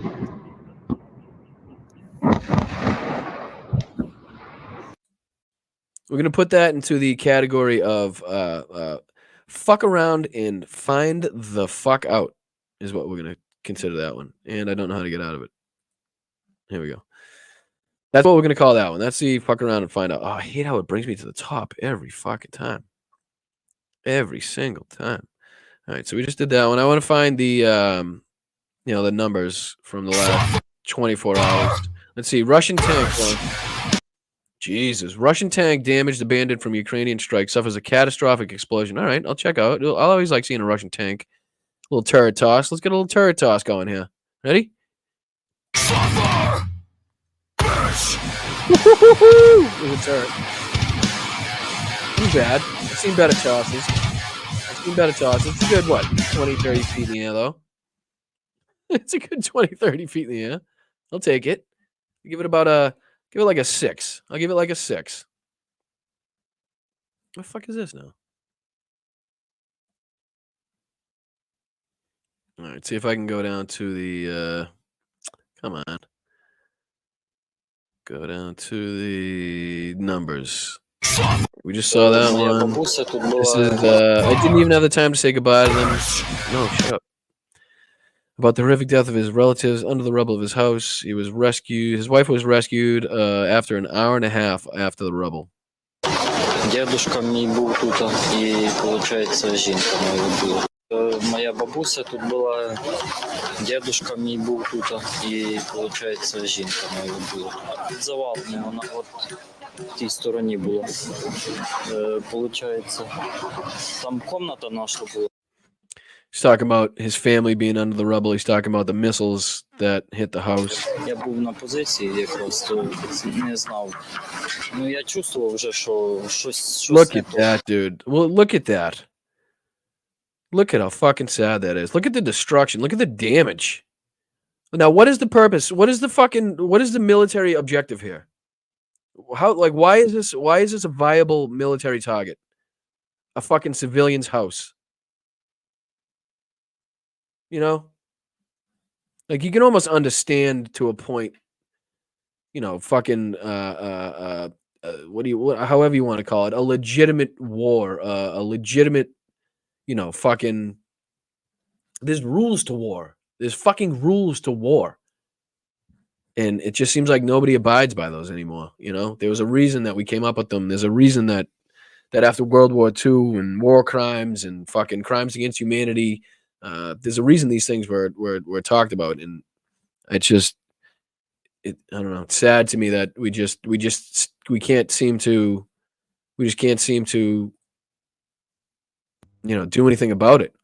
Kherson region video from a Russian drone damaged the mock-up of a Ukrainian self-propelled gun. So they killed a mock-up. Basically, they're wasting drones on a fake Ukrainian self-propelled gun, and they think they got it.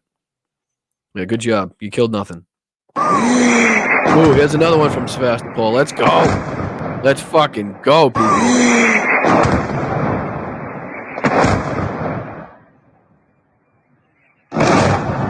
That's close.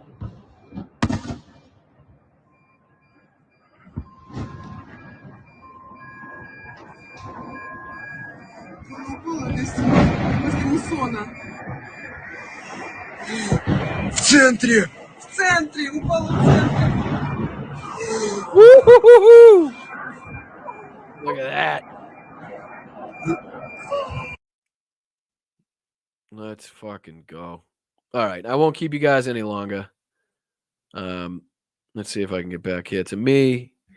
What we want to be doing is making sure that your representatives, whoever your representatives may be, know that you want aid and funding and weapons and everything possible to get to Ukraine. They've been receiving. Luckily, they've had some countries step up. They found I think it's 1.5 million artillery shells. So that's going to be a huge fucking difference when the Russians are shooting 10,000 a day and the Ukrainians can only manage about 1,500 to 2,000 a day. Basically, the Russians it's awful to say. I know it's awful to say, but they're just throwing meat into the grinder, right? So in order to grind that meat, you need the artillery shells, because the artillery is what is going to grind them up. And I know it's awful to talk like that. It really is. But that's just the reality of it. It's just the more artillery shells you have, the more infantry that you will destroy. That's just the facts of war, and it's a horrible thing. And I've spent the last 20 years, 25 years of my life studying World War II and why it happened, and before and after, and the tactics and the people involved, and it's important that we recognize the importance of the time we are living in right now. So I thank you guys for being here. Like I said, make sure you guys please check out the Patreon, patreon.com/Boston Brian. The Venmo's somewhere up here in the corner. If that's the way you'd like to do it, just stay involved, please. Stay with me. Be here every week. Let's chat. Let's talk. Let's make sure we're going through this shit. Like I said, I hope to keep getting better every week. I know it's not the number one show on YouTube or anything like that, but I am more than happy with the group of people that have managed to congregate in the chat here. So you guys are all incredible fucking people. I thank you so much. I hope you have a wonderful rest of your day. I hope your family is safe. I hope your family's healthy. Make sure you tell your family you love them. That's all. Make sure, if you haven't talked to somebody in your family in a while, call them. Say hi, tell them you love them. Parents, brothers, sisters. Just get out there. Do your part. I know you are. I know you're doing your thing. Thank you to the mods. Thank you, Mel. I'm so sorry. I know I went way over as usual. But I think it's important covering this stuff and make sure that we know that we're keeping Ukraine on the forefront. We're keeping what's going on in Gaza on the forefront. We're keeping Donald Trump's troubles on the forefront, democracy on the forefront, fighting fascism on the forefront. So you guys are you really are badass motherfuckers. I just want you guys to know that every single one of you is a true fucking patriot in every sense of the word. You don't have to call yourself a patriot to be a patriot. Okay. I want you guys to know that. And in all honesty, if you call yourself a patriot, you're probably not. But every single person in here right now is a true patriot that cares about their fucking country and wants to see, like I said, women have the right to control their fucking body. They want LGBTQIA the community to feel safe and to have every fucking right that they are afforded by just being a human being on this fucking earth, to marry whoever they want to marry, to be able to save their life in case of a medical emergency. People to be free. I want jobs. I want people off the street. I want to help the vets. I want, and there's so many things that we need to do. So this fight is just starting. All right. This is just the fucking beginning, guys. All right. We're going to create something really good here. We're going to make sure that we're heard and we're seen. And I know you guys will do that. Just please share it wherever you can. Twitter, Instagram, fucking Twitch. Thank you guys to everybody watching on Twitch that gives, I don't even know what you give over there, bits or something like that. I have no fucking idea, but anybody over there, I thank you. I'm not gonna, every show I'm gonna thank you guys, because that's I'm only here because of you. So thank you to the mods, Andrea, Mark, you guys are the fucking best. Mel, you're a badass motherfucker. You really are. I mean, the stuff that you accomplish and the help that you give me, and still dealing with your own life is truly fucking amazing and commendable. I love you very much. So you guys enjoy the rest of your day. Please, please, please make sure you get out and vote. Get out and vote. Get out and vote. Get people out and vote. Get your family out and vote. Get your family involved. Make sure your family knows that fucking fascism is what we're fighting. It may sound hyperbolic, but you have every fucking example in your arsenal, every example possible to show them that this is fucking serious. This is true. Operation Wetback. Show them the fucking clip of Donald Trump talking about Dwight D. Eisenhower in mass deportations, and then show them what fucking Operation Wetback really was. All right? All right. So I love you guys. I appreciate you guys. Like I said, I hope you enjoy the rest of your weekend. I'll catch you in the chat in Hal's, and I will catch you next weekend right here, 1 o'clock Eastern Standard Time, Boston, Mass. Blunt Politics, Boston Brian. Thank you guys. Have a good night.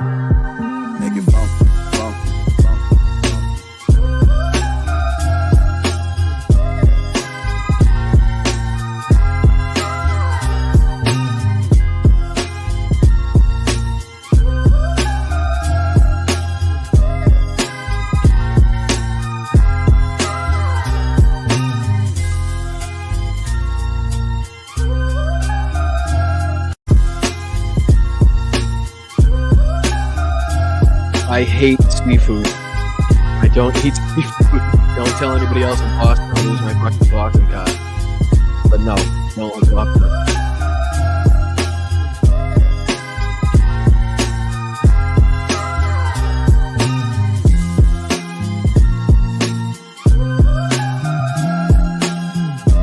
Unfortunately, I work 40, 50, 60 hours a week. Doesn't leave much time. I'll do what I can.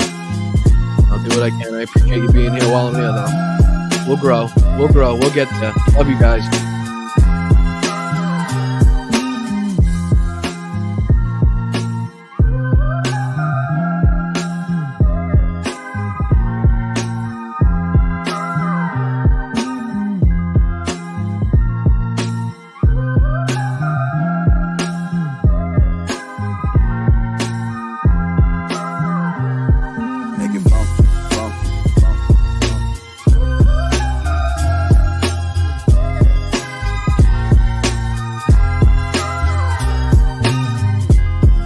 Thank you, Carl.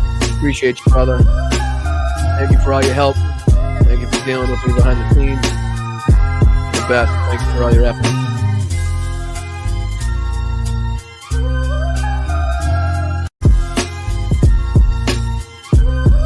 Make sure everybody's checking out Hal Sparks show. Please check it out. Weekdays. 2 shows a day. 12 o'clock Eastern. 6 o'clock Eastern.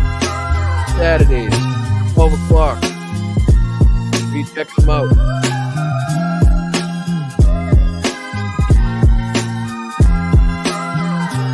Love you, mods. Thank you, guys. Appreciate you. Mark, Andrea, Mel, everybody else. You guys are the best.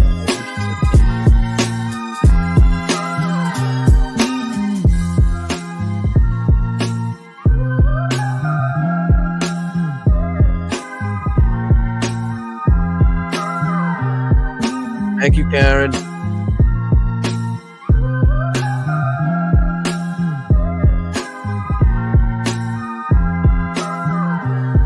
Make it bump.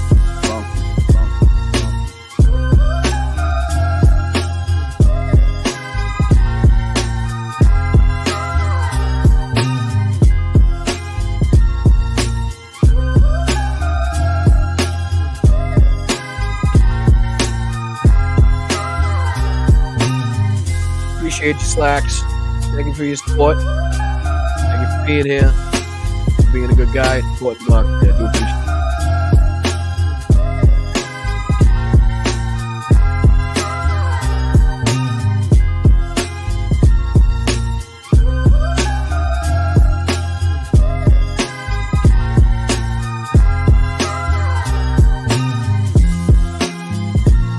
it. Later, guys. Have a good one. Do appreciate you. For the rest of your weekend.